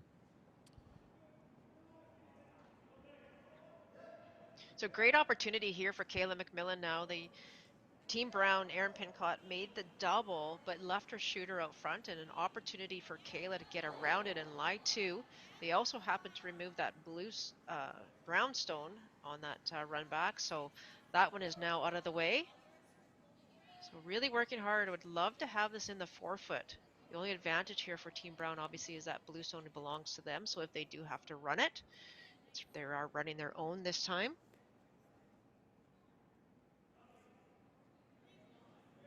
And that is what they're doing.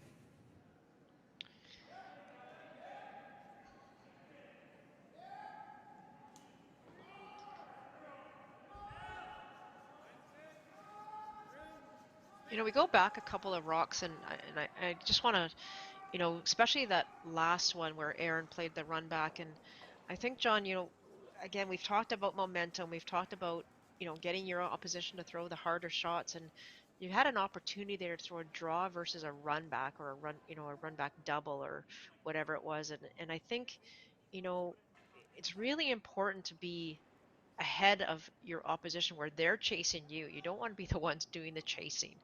It's a very difficult position to be in. Yeah, absolutely. And especially when you have the hammer, you Hmm. typically don't want to be in the business of chasing it if you can help it. So yeah, I agree. It's felt like Team Brown had a couple opportunities to get in behind and maybe generate a deuce. And now not only have they not done that, but Kayla MacMillan is in a good position to steal here.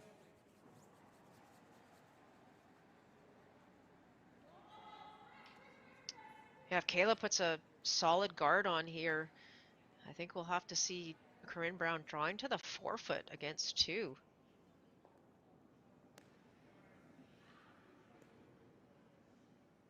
Yeah, Kayla doesn't even have to make a particularly good guard here, just has to guard half of it, and Corinne is probably forced to draw.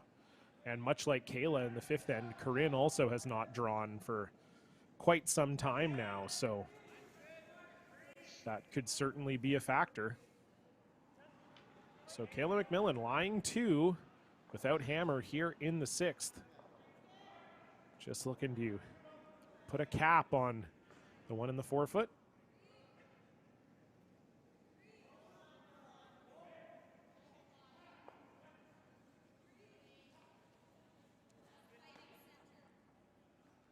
Such a smooth, really nice delivery there by Kayla MacMillan. You can see the rotation that she puts on the stone.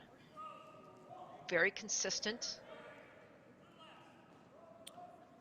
Yep, nice shot from Kayla there. That's actually kind of in a nice little staggered spot there where Corinne not going to risk the hit, but it also does block some of her draw path. So perfect spot from Kayla MacMillan, and Corinne Brown will be forced to draw for her single here.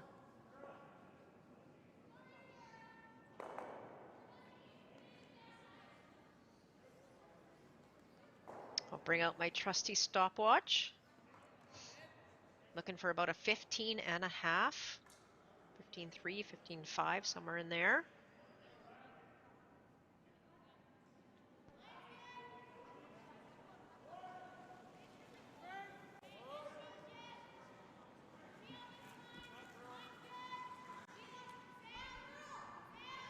Sweepers seem to like it. Looks a little heavy to me. I got 14.7.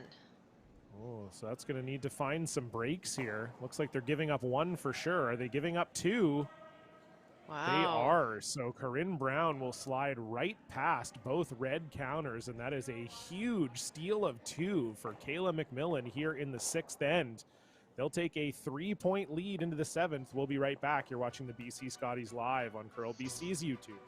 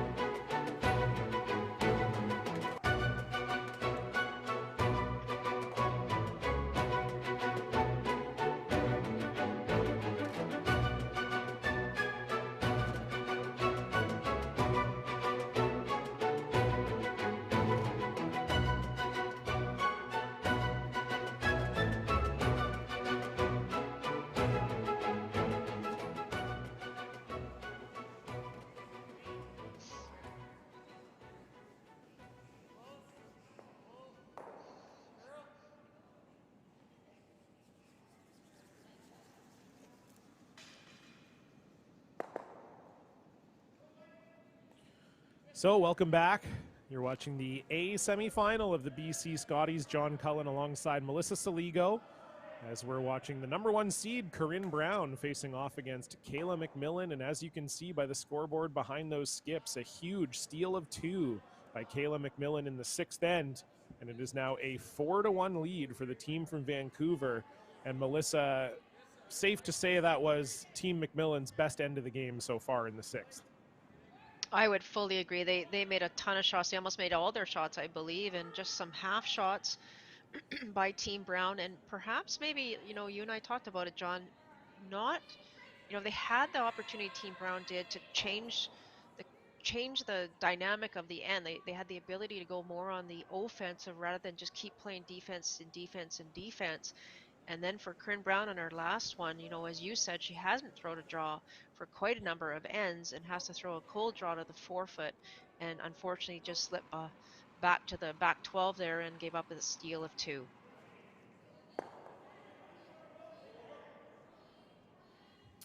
Yeah, no, absolutely. Obviously the opportunity there for Brown, and the rocks towards the glass seeming to be a little bit of a curse, as she had the chance for the blank in 4 and stuck it to be forced to 1, and then missing the draw there in 6. And we see a little bit of a mistake from Sam Fisher as well, sliding her corner guard in the house. And so now it's not going to be easy for Corinne to get her 2 here and get back on the board. I would guess that that's really the focus here for Brown, not to go too crazy. You don't have to get all your points back at once, but certainly at least to try to get on the board here in the 7th. Would that be fair to say, Melissa? I would agree. You'd love to get 2 back for sure in the 7th. If you don't, that's, it's not the end of the world. You do have to score again. 7th end, you don't want to give up any more points. You want to be able to, with hammer though, try and get something going, and it's really difficult to do that, unfortunately, though, when your lead's first stone does slip into the rings, and we talked about that yesterday. It's that very, very first rock is so important to get it out front, and unfortunately for Sam Fisher, wasn't able to. They do have the corner guard up though, and with the way that the Redstones, Team Brown will have that opportunity now, I think, to draw around that corner guard once this red MacMillan stone comes to rest.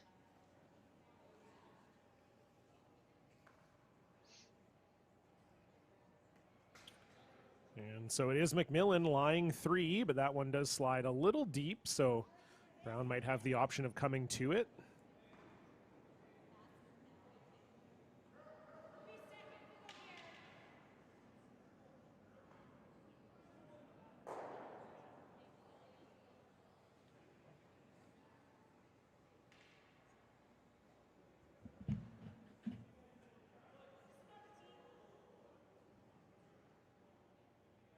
I think I like this call. I think they're going around the corner guard that was just thrown. If you put the guard there, you try and use it if you can. Try and get that play away from the center for right now. Still lots of rocks to come.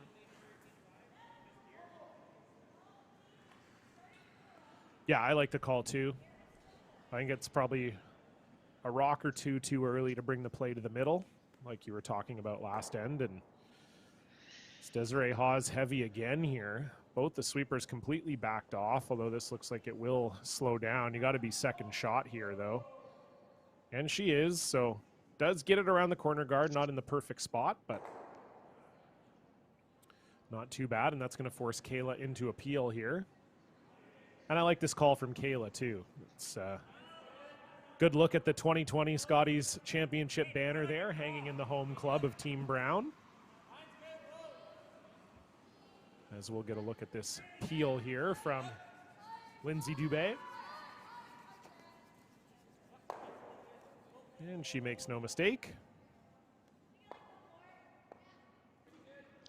You made a great point, John, by that blue stone by being second shot is so very key. If it's not second shot and they played the peel, it would make the opportunity for Team Brown to get their deuce so much more difficult. So I like this call as well. Desiree's going to throw another corner guard. It's going to force Team MacMillan to so-called have to go or have to waste another shot on a peel if they can make this guard good.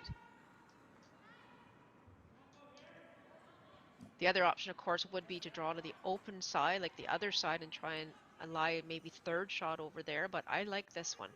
I like this call. Yeah, I think the guard's the call here for sure, especially because that draw to the open side's not super easy with where that red rock is in the top 12 there. It kind of cuts off the draw path a little bit. So, yeah, good shot from Desiree Hawes. They can see a little bit of it, so it's possible that Kayla goes after it.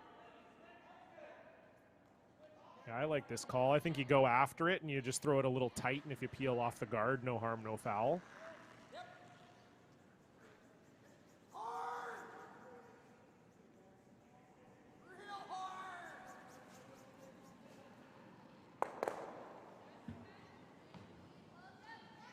Yeah, make sure you get one or the other for sure.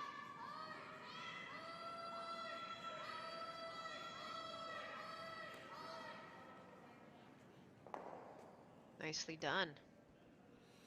Great shot from Jody Maskowicz. She had a bit of a slow start to the game, Melissa, but she's been full value the last 4 or 5 ends here, has made some really phenomenal shots. She really has. As you say, she had a few unforced errors in the first couple of ends, but has really played well since then. Just sneaking a peek beside us there, John. A lot of redstones in that house over against the Wark Arsenault game. Yeah, Wark with her back against the wall a little bit here, down 3, probably trying to make something happen. This weight looks really good. This is a nice shot by Erin Pincott. Yeah, really good spot from Pincott, and that's the type of shot that really sets up a 2 for you.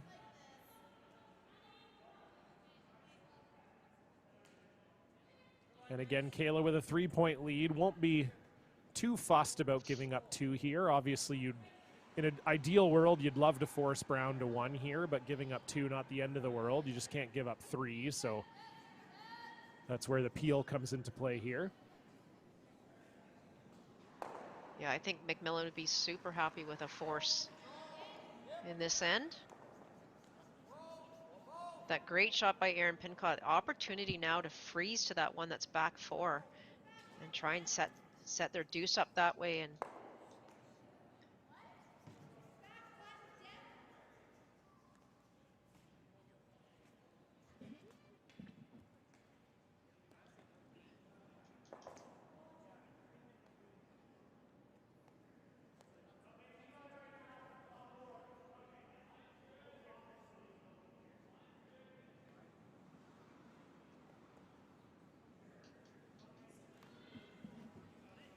So as we said, the winner of this game will move on to the A final against the winner of Marianne Arsenault and Sarah Wark. That game will take place tomorrow morning at 9 a.m.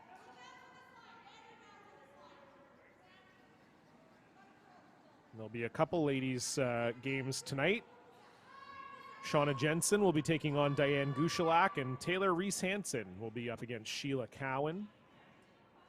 Both of those games go at 7 p.m. Pacific tonight. Of course, we'll have coverage of most of the draws from here on out. The only one we won't be showing is tomorrow morning at 9 a.m., but we'll have the 2 draws at 2 and 7 tomorrow, and then we'll be covering every draw from Friday to Sunday after that.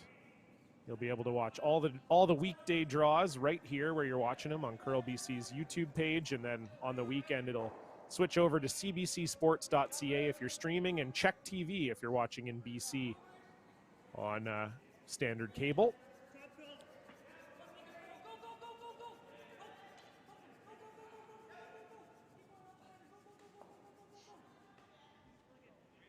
saw Erin's rock there, just nice weight, just moved it, or sorry, just came about a foot short, 2 feet short maybe. Yeah, so Kayla just trying to get rid of it here. You'd love to be able to save your back one and roll maybe a hair inside.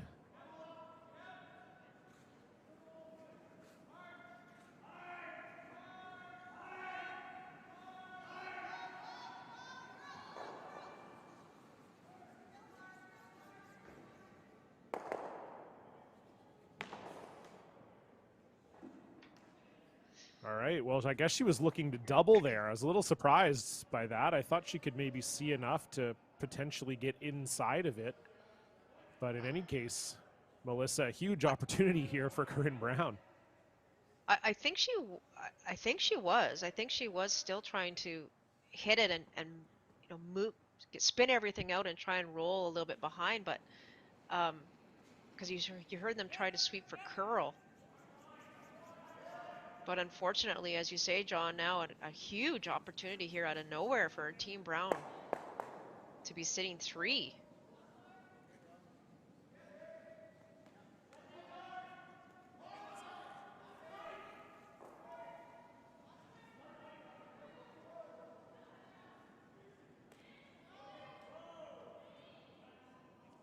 So here we go. Corinne Brown looking to hit and stick to lie 3. Nothing from the sweepers, though. You'd hate to roll out. You'd hate to roll out here. And it will just hang on. It's going to be a fairly easy double, I think, for Kayla MacMillan on those two, if she so chooses.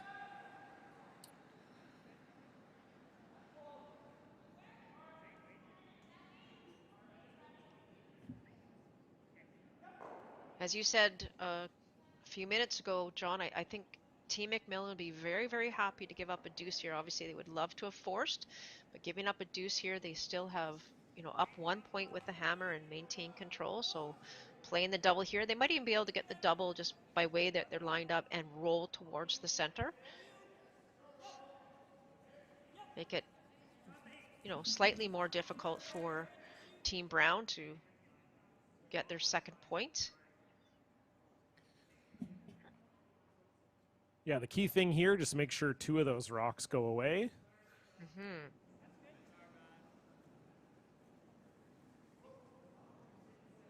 So final stone, Kayla MacMillan. Corinne Brown sitting 3, but with a chance to make 2 of them go away.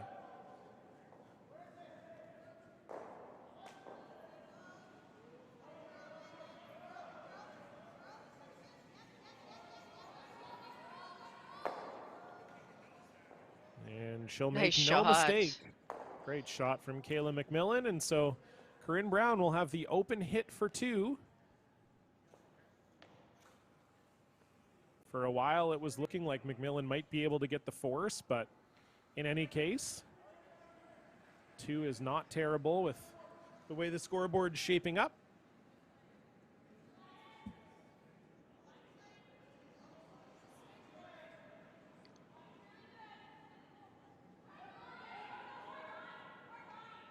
Big shot here for Corinne Brown. Yeah, it needs the 2 here, no question about it. Final stone, 7th end. Corinne Brown looking for 2.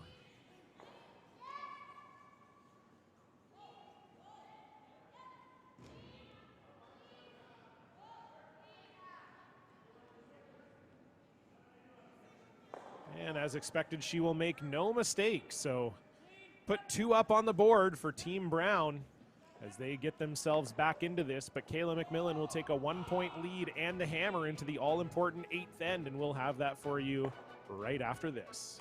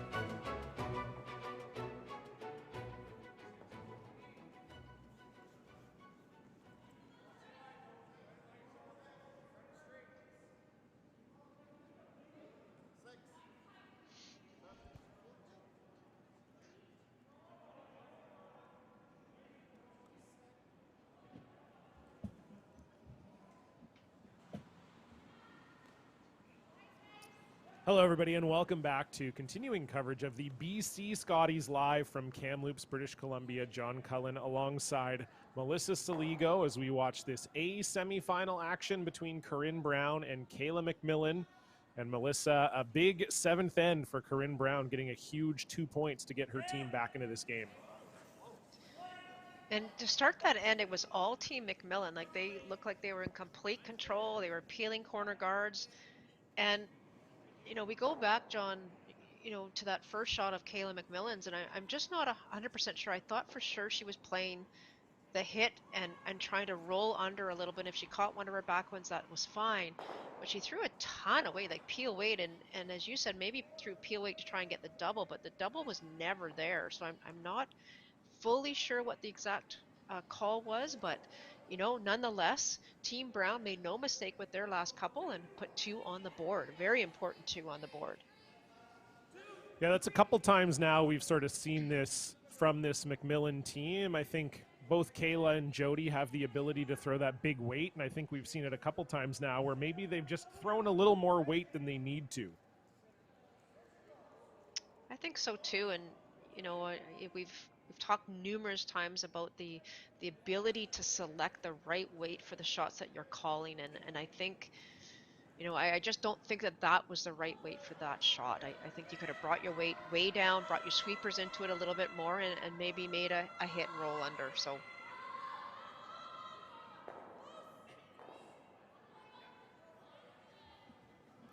Well, we'll see what happens here in this eighth end. I'm sure Corinne Brown would love to score here and try and keep the hammer for herself potentially in the 10th. So we're going to see probably a lot of rocks in play as Sam Fisher makes a very nice freeze there.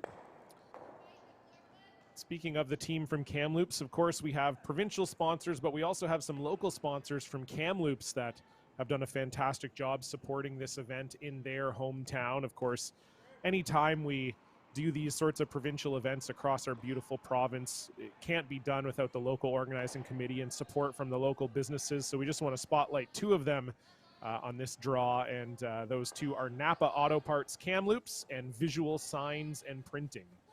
So thank you to the two of them for their support of this dual provincial championship for both the men and the women here in Kamloops. The organizing committee has done a phenomenal job, and I know that they couldn't do it without the support of the local businesses, so we appreciate them.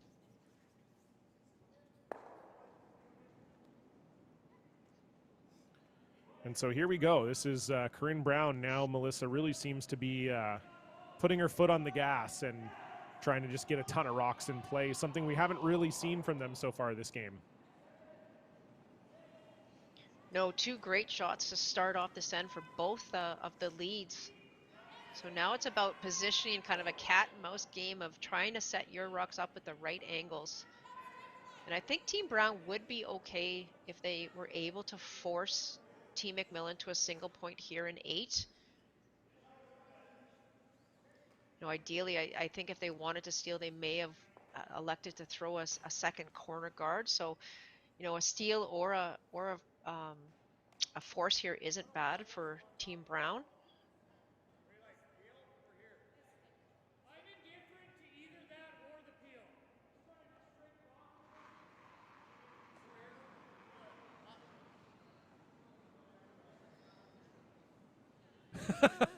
I don't know if Lindsay Dubé liked that throw very much. I'm going to say no. Although it kind of ended up not bad at all. Kind of ended up okay. Yeah. That was a good look. Yeah, you could just see her do the sort of, it was almost a direct impression of the, you can see it again there, of the gritting teeth emoji. It's the gritting teeth emoji there we saw from Lindsay, but yeah, not a bad result when you can move some of the play away from the forefoot and lie second, third, and fourth shot. Not a bad plan B for Lindsay Dubé and Team MacMillan there.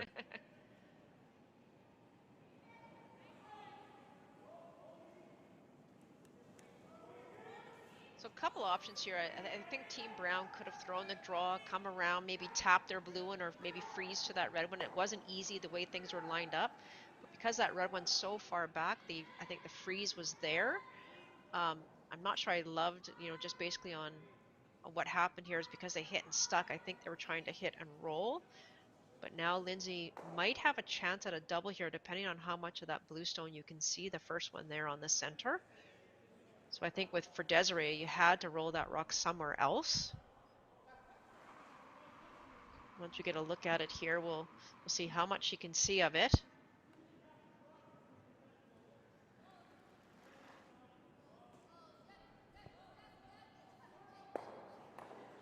And there it Wow, is. what a shot from Lindsay Nice Dubé. shot. Gets tight to that guard and makes that double no problem. And so it is Team MacMillan with hammer, lying 3. Just a great setup for the team from Vancouver.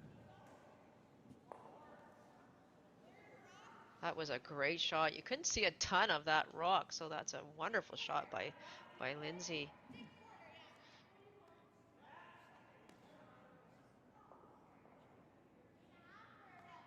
The one saving grace maybe here, Melissa, for Team Brown is that those 2 red rocks in the middle are behind the tee line. But they're not choosing to freeze. They've elected to play the double here. You know, I agree those positions those rock positions are actually in a good place for Team Brown prior to that. So Erin Pincott makes the double, but unfortunately rolls out, and this is going to give an opportunity for Kayla MacMillan to get this one dead buried around the center guard. And yeah, were you liking the freeze there, Melissa? I mean, I don't mind the double, but it sort of, you know, if you're trying to go for a steal or a force here, I didn't mind. You know, that rock was buried around the guard, but behind the tee line, you make the freeze. If you're Corinne Brown, you're putting a lot of pressure on your opponent.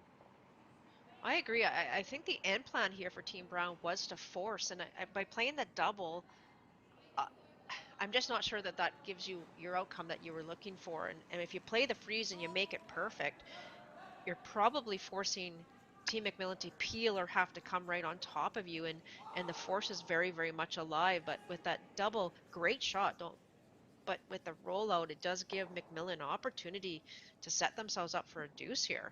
And that's the one thing Brown can't do. She's okay with the force, she's okay with the steal, but she really doesn't want to give 2. Yeah, for sure. And I get it. Sometimes you see 3 opponent rocks in the house, and so your tendency is, well, you know, if we ever miss this and maybe give up 4, that's a disaster.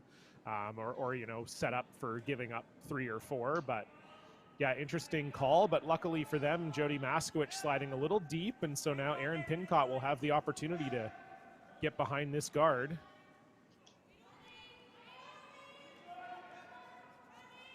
Just delaying maybe that possibility of trying to set up the force here by, as you say, when you see 3 opposition stones, not always a good look for you. So chance here for Erin, but needs to curl a ton. Yeah, that just had maybe a little too much weight to catch that curl, and Kayla MacMillan is now sitting 1. And I like this call too, Melissa. I think, Love you know, this call. some teams would have the tendency to maybe hit that blue one just to lie 3, but you know, you do that and you give Corinne a chance to bury one around this guard, and then all of a sudden you're forced. So I love this call of trying to beat them around that center guard. Absolutely, and the key here for Jody is just be above the tee line. Even if you show a piece on either side, the key here is do not bring this rock behind the tee line. It's got a lot of curling to do. Even just a piece around is a great shot. Not sure it got there, but nice weight by Jody Maskowicz. That's a really good shot. It's actually in a good spot too, because it potentially jams on that blue. Yeah. So even though it's not fully buried, it's.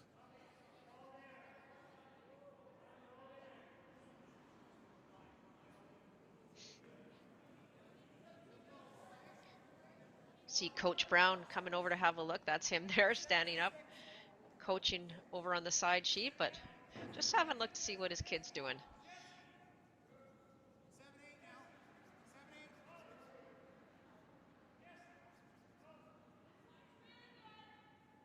So it looks like with the amount of ice that Corinne has taken, she's probably throwing about maybe a board weight.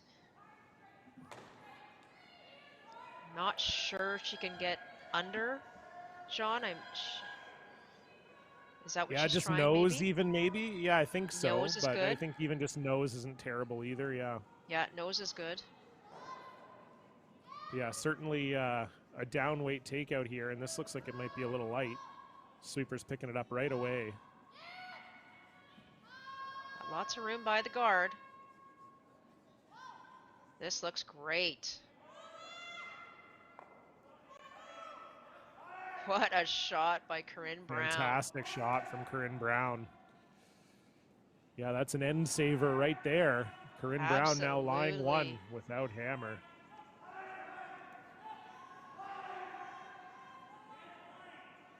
Looks like Kayla might have enough room to do exactly that, hit it and sort of roll away from the center. But it's not going to be easy. Pretty much the same weight that Corinne just threw, maybe a little bit more. Try and push it out. Obviously, you want to push it past those other two red and blue stone at the back 8.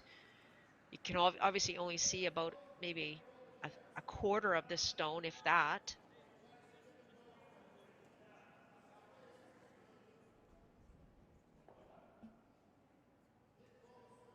So while they debate that, we'll bring you up to speed on some other scores around the sheets. We have our first final over on the men's side. Jim Cotter beating Josh Kennelly 11-2. So Jim Cotter will move ahead in the B draw, and Josh Kennelly will drop down to the C. Cameron DeYoung is up 6-3 on Dean Jonice. Neil Dangerfield has fought back to tie his game against Sean Giel. They're 5-5. Playing the 8th, Giel with the hammer there. And Rob Nobert up 6-3 on Mitchell Kapitko. That's on the sheet right next door to us. And in the Arsenault and Wark game, it is 6-3 for Marianne Arsenault, leading Sarah Wark. They're playing the 8th. Sarah Wark does have the hammer.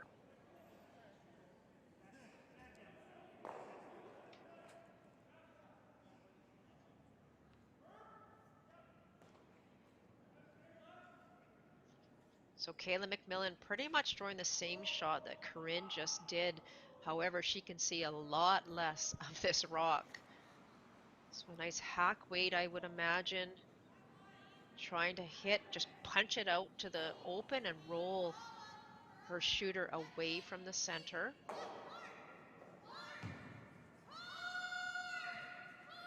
Trying to get it by this guard first. Job number 1. Wow.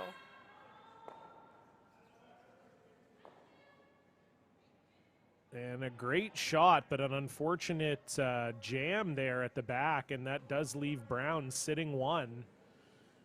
So it just over-curled on them a little bit. They got by the guard, but just by not quite enough. And so Corinne Brown will be first shot here at the back.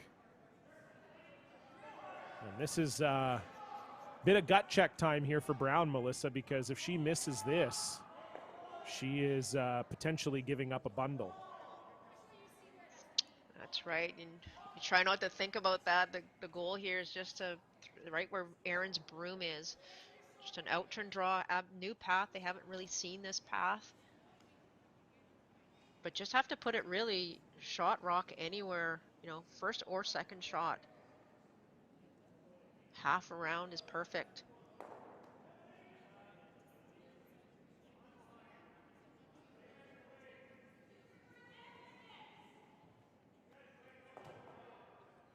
You saw someone tap, pardon me, top 4 and then maybe even, you know, T-line back 4. I mean, obviously your goal here is to force Kayla to have to go on the in-turn side, the other side of the sheet, and play a wide draw to the 4-foot for her single.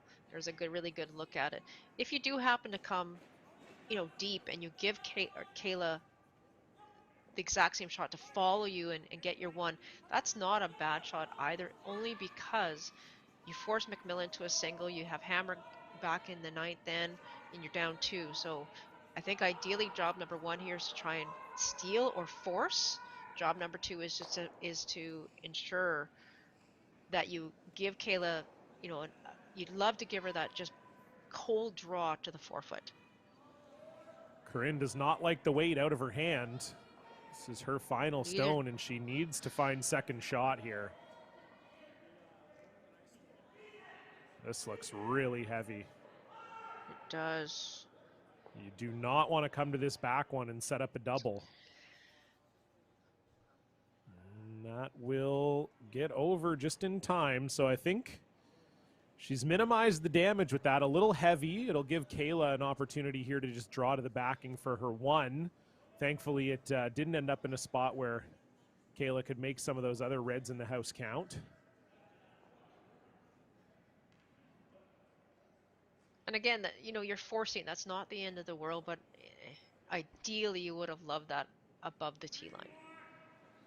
Yeah, above. If you get that full four buried, it's a really good opportunity to steal. So a bit of a missed opportunity for Corinne Brown, but as you say, Melissa, force not all bad here, but Kayla MacMillan still has to do that job.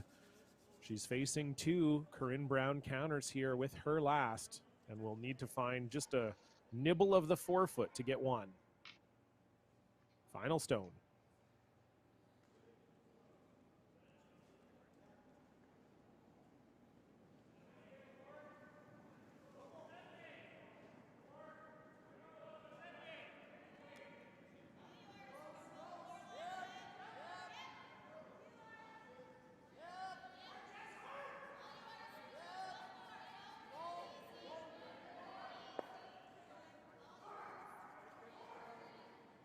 Looks like she was throwing to the backing here. And why not if it's there? Kayla MacMillan makes no mistake, so put one up on the board for Kayla MacMillan. She'll take a 5-3 lead into the ninth, but Corinne Brown will have hammer when we come back. You're watching the BC Scotties live on Curl BC YouTube.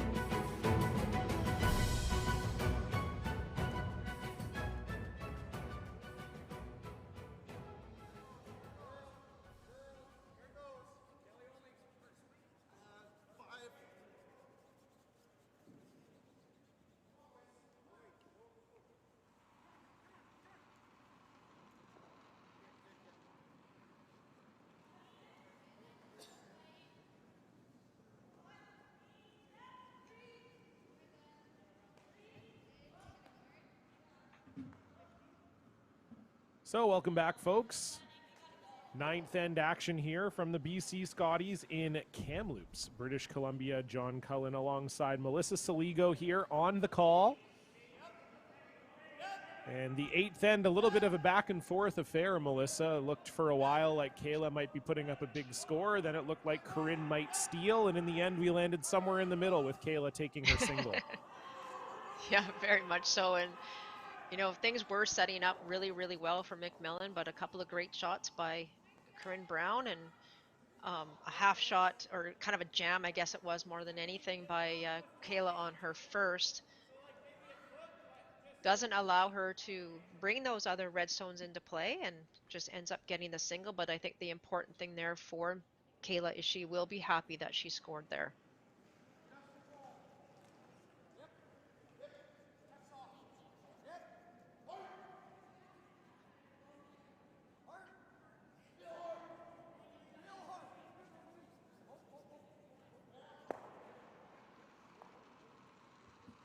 All right, Melissa, we just got some more live feedback from one of the skips in the competition. We've been saying his last name wrong. It's Josh Kennelly, not Josh Kennelly.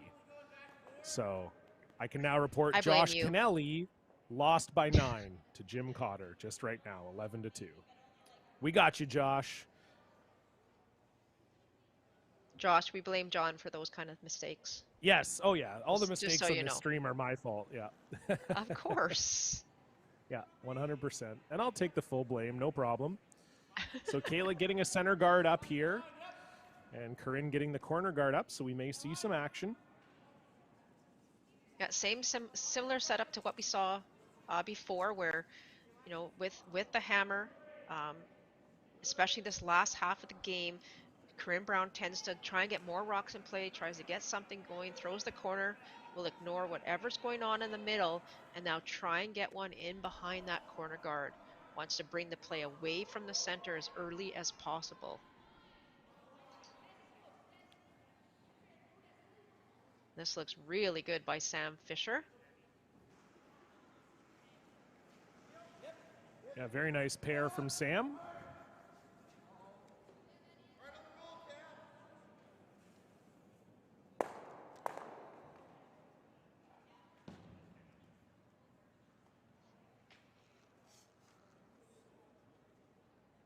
So, Melissa, in this situation, you know, Kayla's up 2. She puts her first one in the house. I think in earlier ends, we might see her put her second one in the house as well, up 2. But in the 9th, you're guarding because you don't probably want Corinne to blank here. Is that correct? That is correct. I mean, you're kind of comfortable with a 2-point lead without hammer here in 9, but ideally you're going to try and force Corinne. Even if Corinne gets 2 points, you have the hammer coming home. So she's trying to get another one in a little bit better position than her first one, but that guard was very, very tight. That was a difficult thing to do.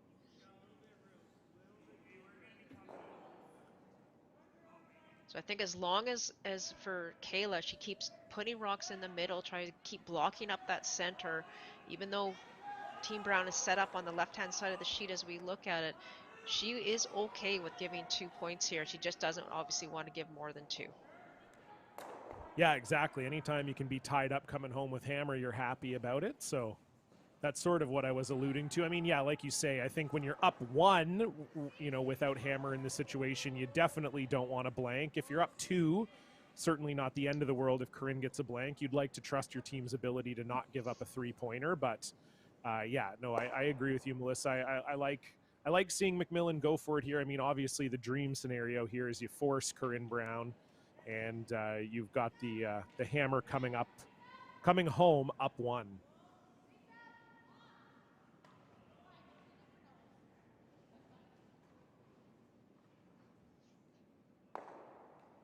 And Desiree Hawes will make no mistake there. So Corinne Brown lies first and third here.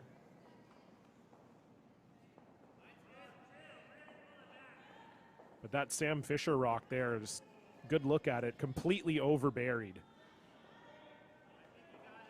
Yeah, so Kayla has to decide now, is she going to peel the guard or is she going to hit that open one? The guard right now obviously is, well, both rocks advantage Brown, so she has to make her decision which is the one that's going to cause her the most issues moving forward.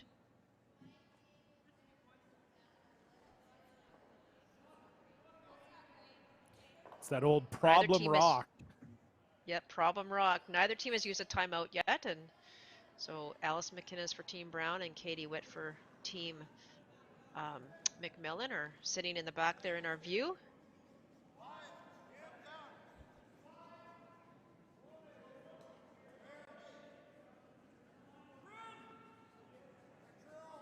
So they've decided to peel here.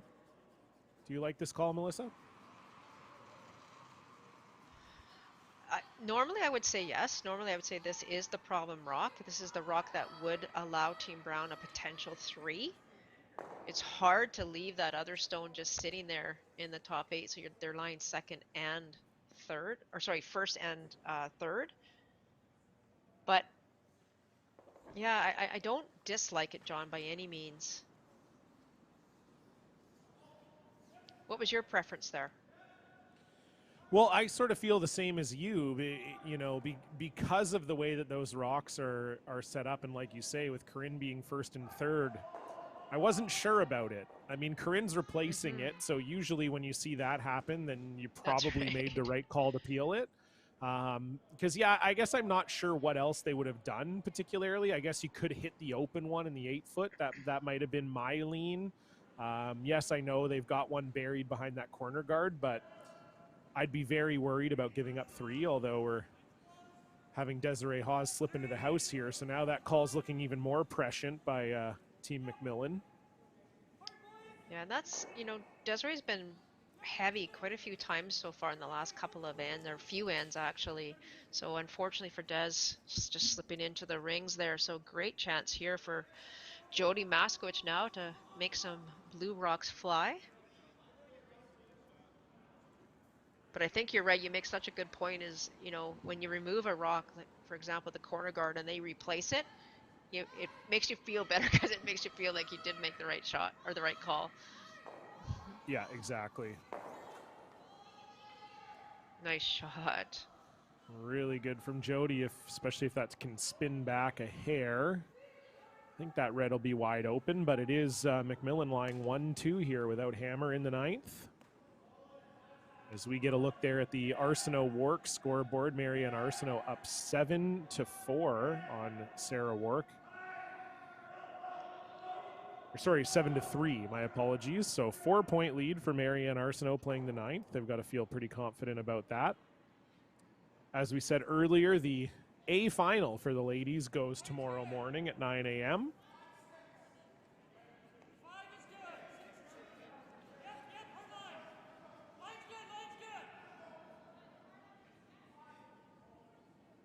We'll see the men's semis later tonight as the Islanders' Paul Cheka is going up against Tyler Tardy, and Jeff Richard will be facing off against Sebastian Robillard.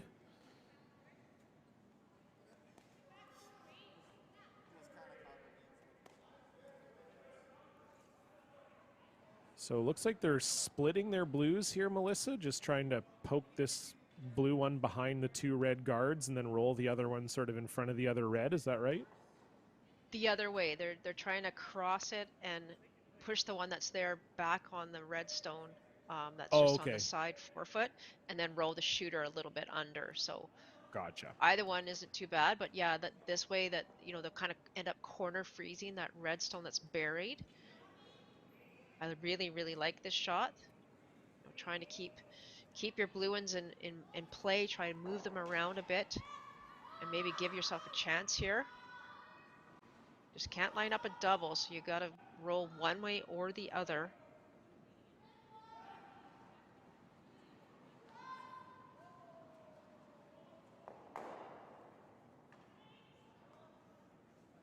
Perfect weight from Erin Pincott. Just didn't quite curl up as much as they would have hoped. But still not bad, and they are now the shot stone with hammer here in the ninth. 3 rocks to come for both teams. But as you say, Melissa, I do think there is a shot here for Jody to get rid of both of those blues. It comes with some danger, but I think at this point, the risk is definitely worth it. Yeah, I agree. I think this is the call all day.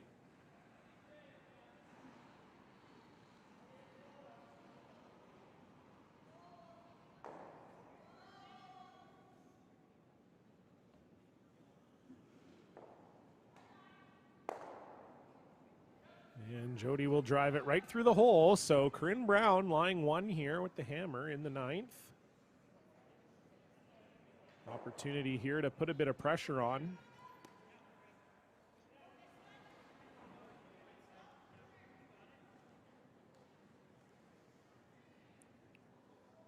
Tonight we will have continuing coverage of the BC Scotties. We'll be bringing you the game between Shauna Jensen and Diane Gushalak at 7 p.m.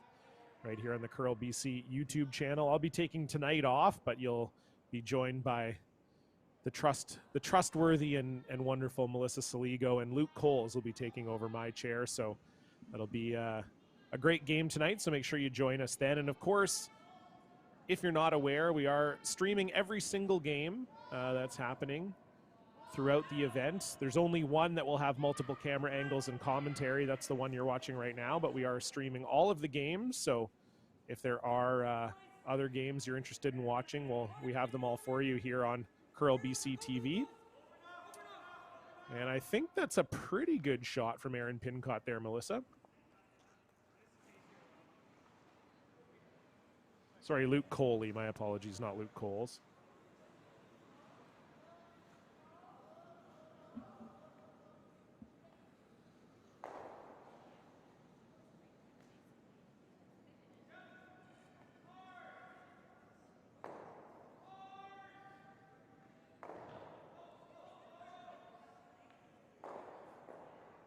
Kayla might be able to get both of these going if she hits this blue skinny enough.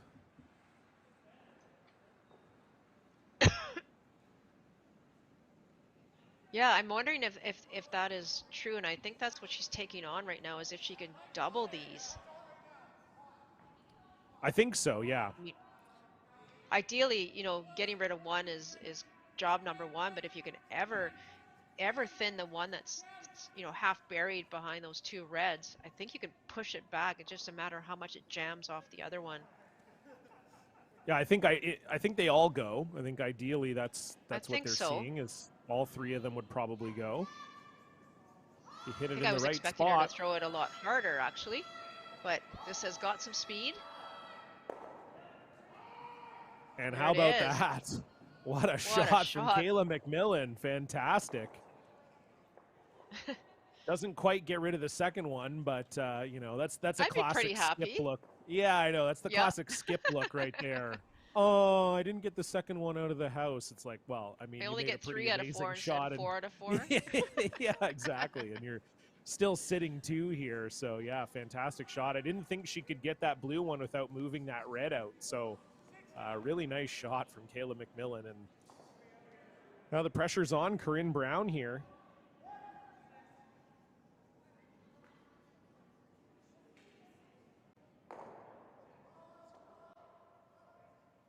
Just peeking over at the B event, De Jong with a 10-5 lead over Team Jonice right now after 8 ends of play.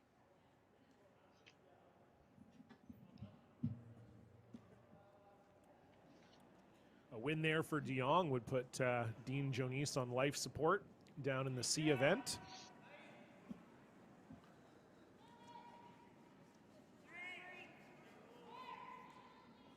So the sweepers are calling it a little light here. Yeah, really trying to get in behind those 2 red stones. They don't have to be, it doesn't have to be perfect. Back 4 is fine. It's about burying it rather than, being above the tee right now. Great shot. Nice shot. I think I heard the 3 call from a different sheet. My apologies. So great weight from Corinne Brown, great shot, and now it'll be up to Kayla MacMillan to follow. The one thing working in MacMillan's favor here, Melissa, is I think if she can follow her down successfully, it is going to be extremely difficult for Corinne Brown to score. Yeah, with that rock just dropping in behind the button, I agree. I'm not sure if she freezes to the face of this, how does Corinne Brown score?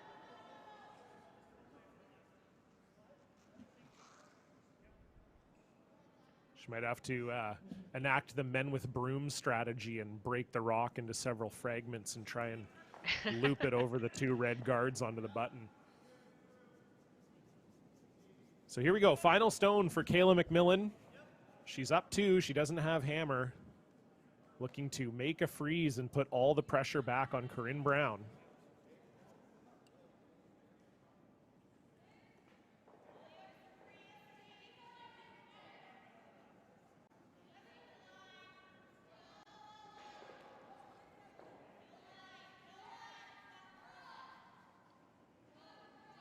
Tolerance here is light, but you'd love to put this right on the face of that blue-brown stone.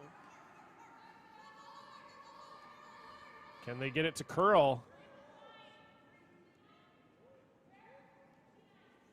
So it just falls up short. And Corinne Brown will have an opportunity to score 2.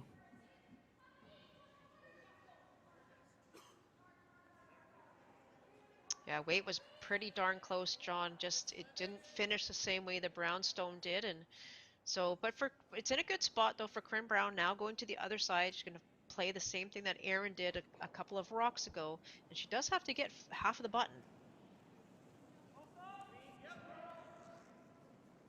Yeah, not easy, that's for sure. I mean, Kayla didn't get it exactly where she wanted, but it does still put some pressure on Corinne Brown. This is her last stone in the 9th end. Desperately needs this second point.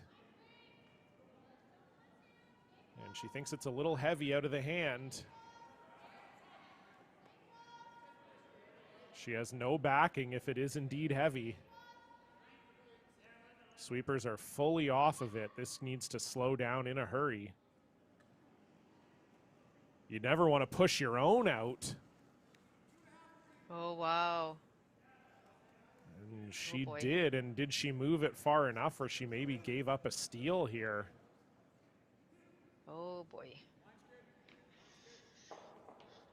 And I'm guessing that's what happened. That's what it looked like to me. I'm not entirely sure. We didn't get a good look, but we'll see. It was either only a score of 1 for Brown or a steal of 1 for Kayla MacMillan. We'll find out when we come back here. Watch.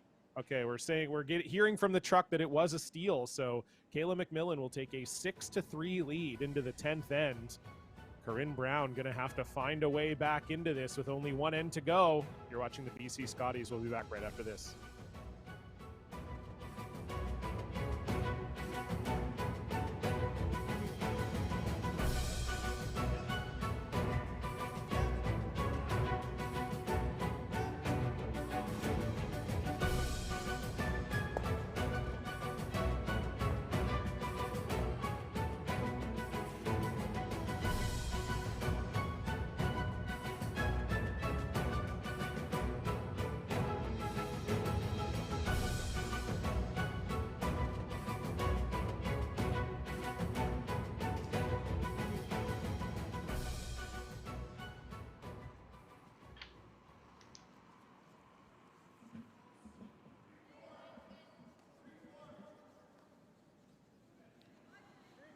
Hello, everybody, and welcome back.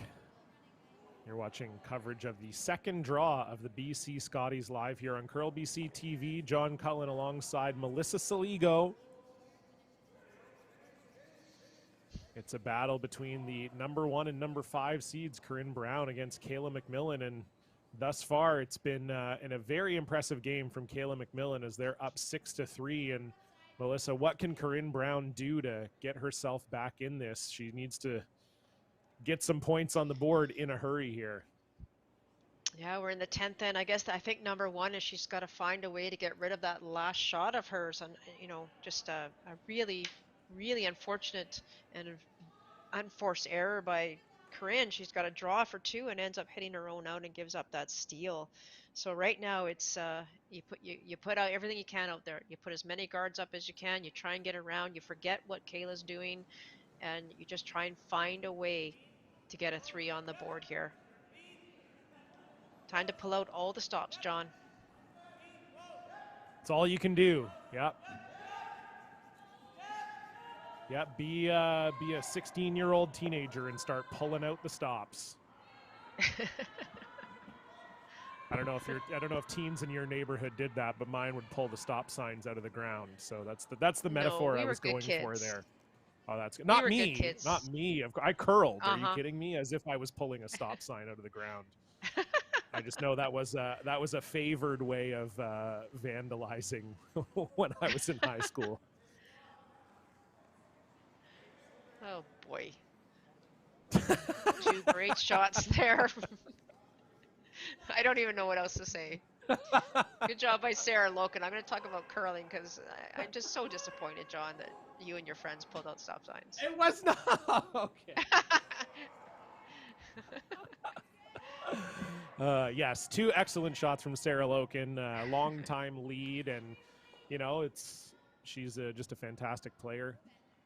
Understands what it takes to be a lead at the top level, and makes another 2 great ones there. And so Corinne Brown will want to double up this corner guard here, and Sam Fisher will do just that. Nicely done. So, Those are 2 great shots by Sam. Yeah, it's the start that both teams would have wanted here. So again, Corinne's going to likely need a miss from the MacMillan team at some point here to be able to get their 3.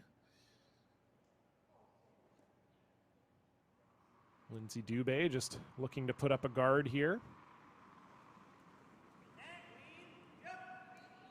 Normally when you're up 3, you don't think of guarding Melissa, but I guess with those 2 red rocks in a great position and the other 2 blue rocks being corner guards, there's not really any other option here.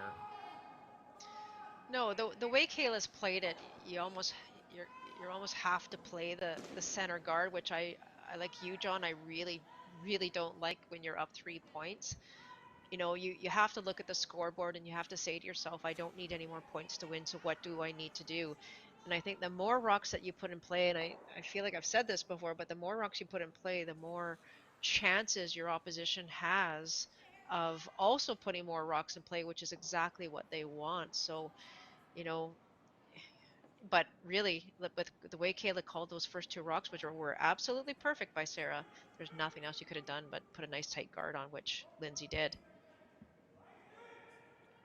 So we'll see if the strategy pays off for them. Looks like Corinne is maybe hoping to push that guard and make a little wall in the house and then leave her own blue out front. And like you say, I think this is just a strategy from Corinne to try and keep all of these rocks in play as long as possible. So maybe speaking exactly to your point. Yeah, would love just to push, as you said, and then roll to another corner guard on the other side.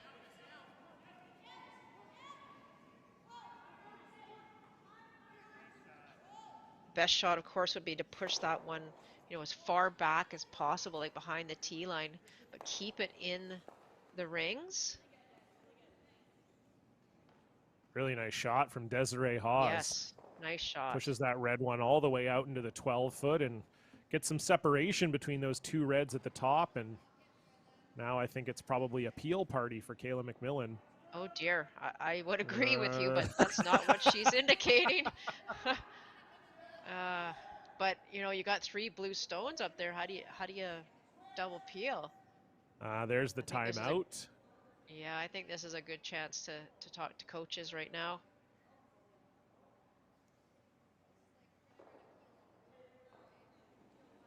Yeah, I think, Melissa, when you're up 2, I don't mind maybe sort of the best defense is a good offense strategy, but when you're up 3, right, I think that's when you kind of have to be a little more aggressive. We'll see if we can pick up some of what they're saying on the mics here.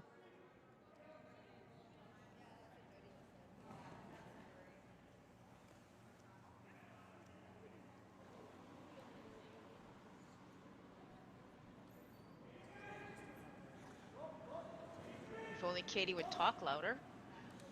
Yeah, come on, Katie. Why aren't you yelling the strategy? It's not like Corinne Brown's whole team is right next to you or anything.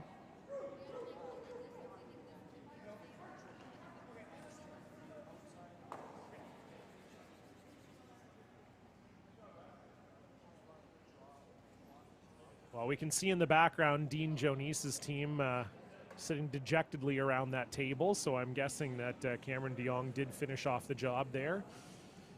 So Dean Jonice dropping down to the C side of the men's draw. He'll join Josh Kennelly down there. Final score there was 10-7 for Cameron DeYoung. And Neil Dangerfield doing the same thing he did to Dean Jonice yesterday, clawing all the way back. He was down 5-2 against Sean Giel and now has a 6-5 lead. They're playing the 10th. Giel has the hammer.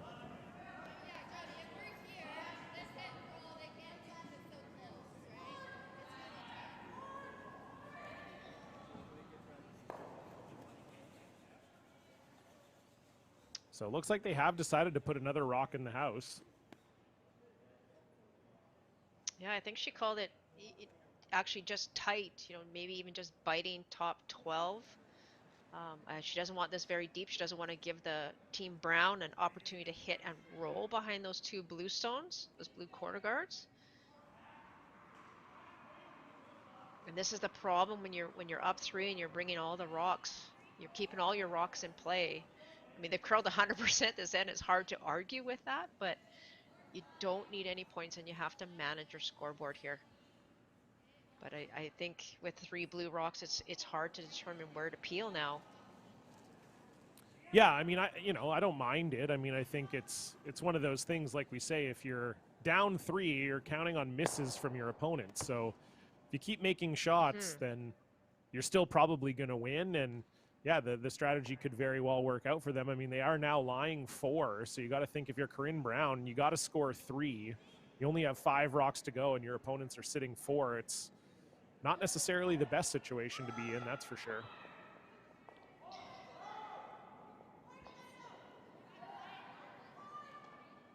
And not only are they lying 4, but 3 of them are all clustered around the top 8, guarding the 4-foot. So it is still going to be a tall task here for Team Brown. Looks like they're maybe just trying to jiggle those red stones around. As we get a look, Sarah Wart could only manage 1 in the 9th. So Marianne Arsenault up 3 with hammer in that one.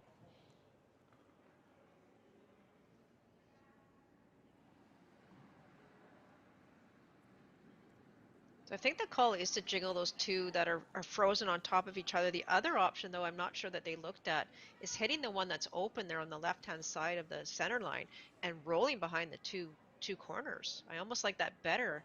And then you've got your stagger still here on the right-hand side to try and draw around. And, you know, Kayla would be in a heap of trouble if Corinne Brown was able to do that. Hit and roll behind there, like, and not hit weight, but enough to push it out and roll behind the corners.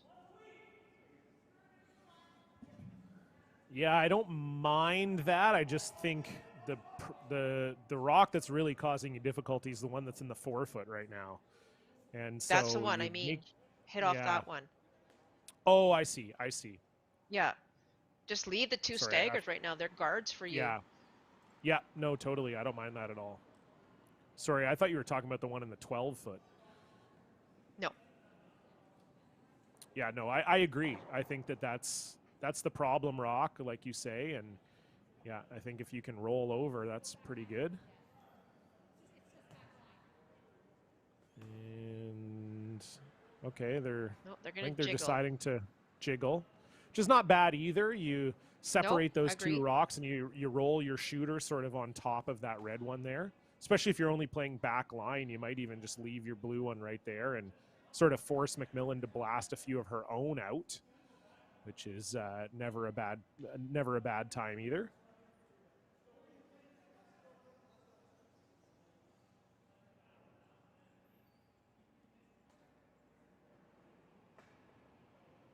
So big shot here from Desiree Hawes.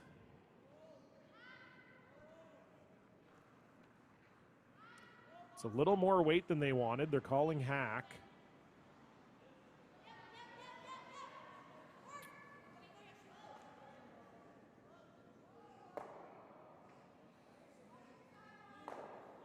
And that just rolls a little bit too far, just a bit too much weight from Desiree Hawes, and now MacMillan will have the chance to hit that in live 5.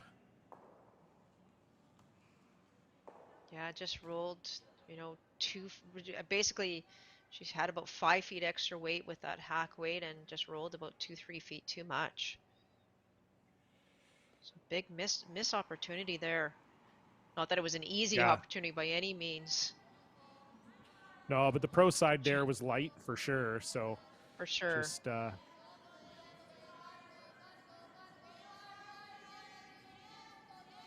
trying to eliminate this blue one here. And nice they shot will. by Jody Maskowicz.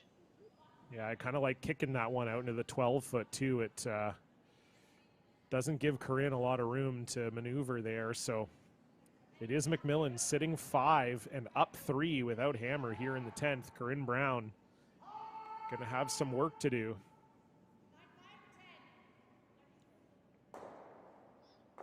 Not a lot of great options here. I think the one she's electing to do might be the best.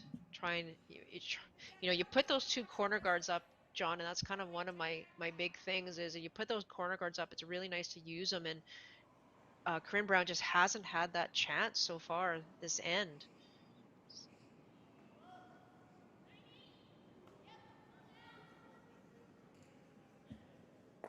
So Erin Pincott looking for a roll here.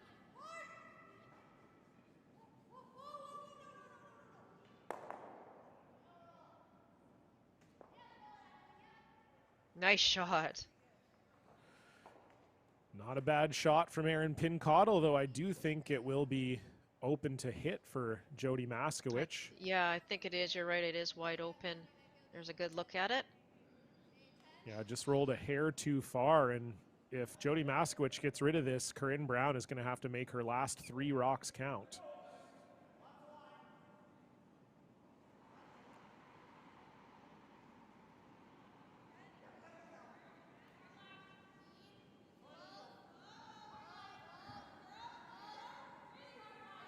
No need to save your shooter here. It's just all about eliminating that opposition stone.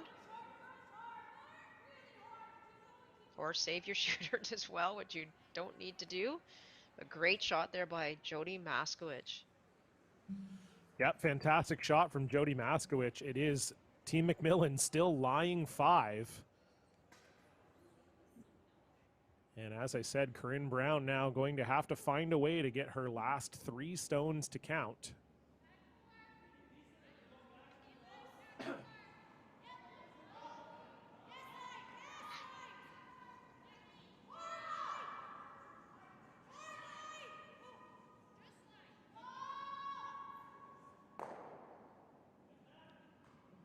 And they need this one to slow down.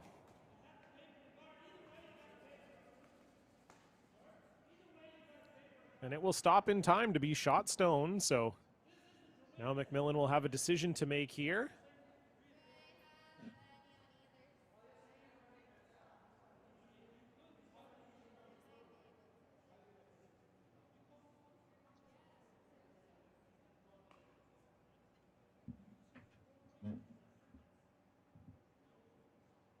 Great shot there by Corinne. You can see it's absolutely fully buried.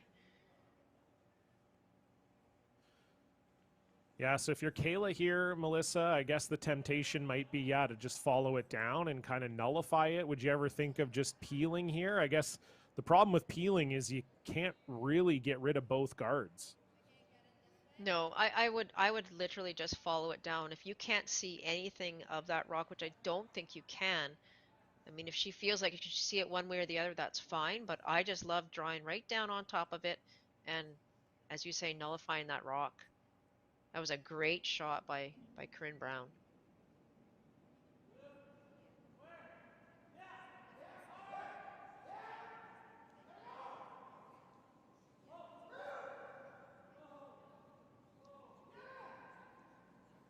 So big shot here for Kayla. I think if she can get in front of this rock that Erin Pincott just put back there, well, it's going to be hard for Corinne Brown to find her way to a 3. We can put it that way.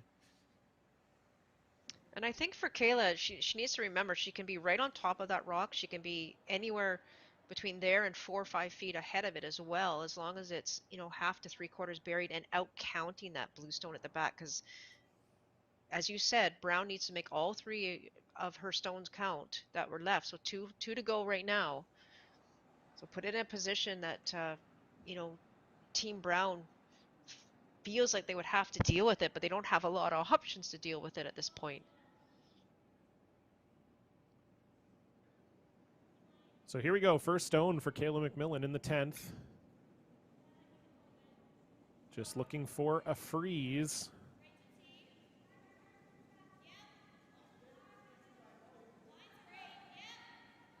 Sweepers have picked it up early. Can they get it there? Looks like it might be a little on the light side. Can the sweepers drag it? Got to get it by the top. Now can they get it in there for shot? What a shot. Wow. Phenomenal Great shot from rushing. Kayla MacMillan. Unbelievable sweep from Loken and Dubé. Not the first time we've said that tonight. And just a fantastic shot from Kayla MacMillan. And now all the pressure on Corinne Brown. She's going to have to, I guess, corner freeze this, Melissa, and then hope for a miss from MacMillan, and then use the corner frozen rock to punch it through, I guess. That's really her only option. I don't think she can really move this red. I don't think so either. You know, you initially you'd love to corner freeze and punch it, but you'll roll out into the open, which is obviously what you cannot do. So corner freeze here and just hope for a miss by your opposition. So big shot here for Corinne Brown.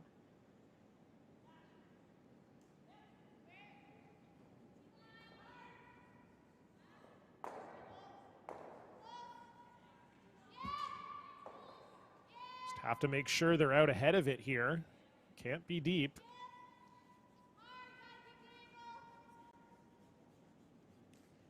Looks close. Oh, they get maybe a little friendly Kamloops bounce. Nice.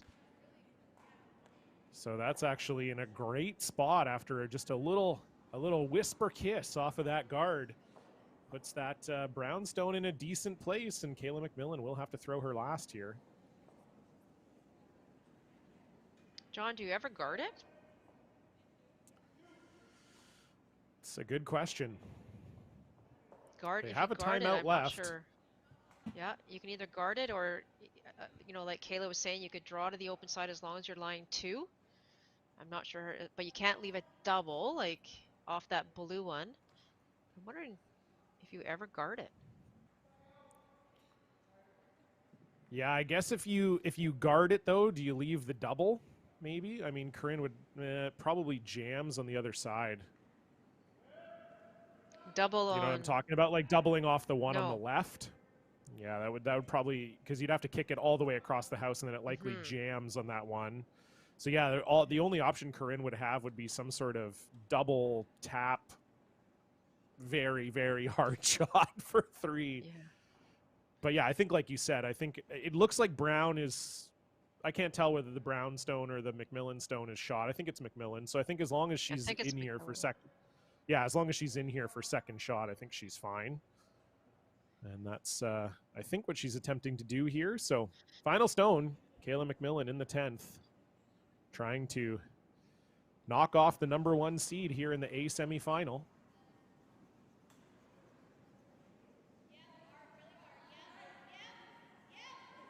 Got to make this one. You need to be in the 4-foot. Yeah, this looks short. This is way short. Oh, boy.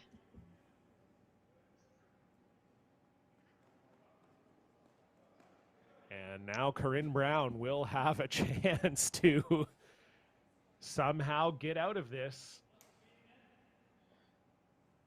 Yeah, that was a really, really bad break there for Kayla. I really think if you guarded this blue stone, I'm not sure what Team Brown would have had. Yeah, I don't think anything. I mean, if they had a shot, it was a 1 in 1,000. I think they might have had the double. You double run the blue guards with like hack, and try to miss the top blue, hit the red through the hole, and somehow stick in for third shot. Like literally a 1 in 1,000 miracle. So this shot is certainly not that. This is just a little hack weight. Bump this one back, and Corinne Brown's going to force an extra here. Final stone, Corinne Brown. Sam Fisher is all over this. Yeah, this needs to curl a mile. This is a ton of weight. And so the opportunity was there for Corinne Brown, but she throws a little too much weight, a little too much line, and Kayla MacMillan will come away with the victory, knocking Corinne Brown off. And so she'll head to the A final against Marianne Arsenault. That's coming up tomorrow morning, but we'll have an interview with Kayla MacMillan, the winning skip, coming up after this break. You're watching the BC Scotties here on Curl BC TV.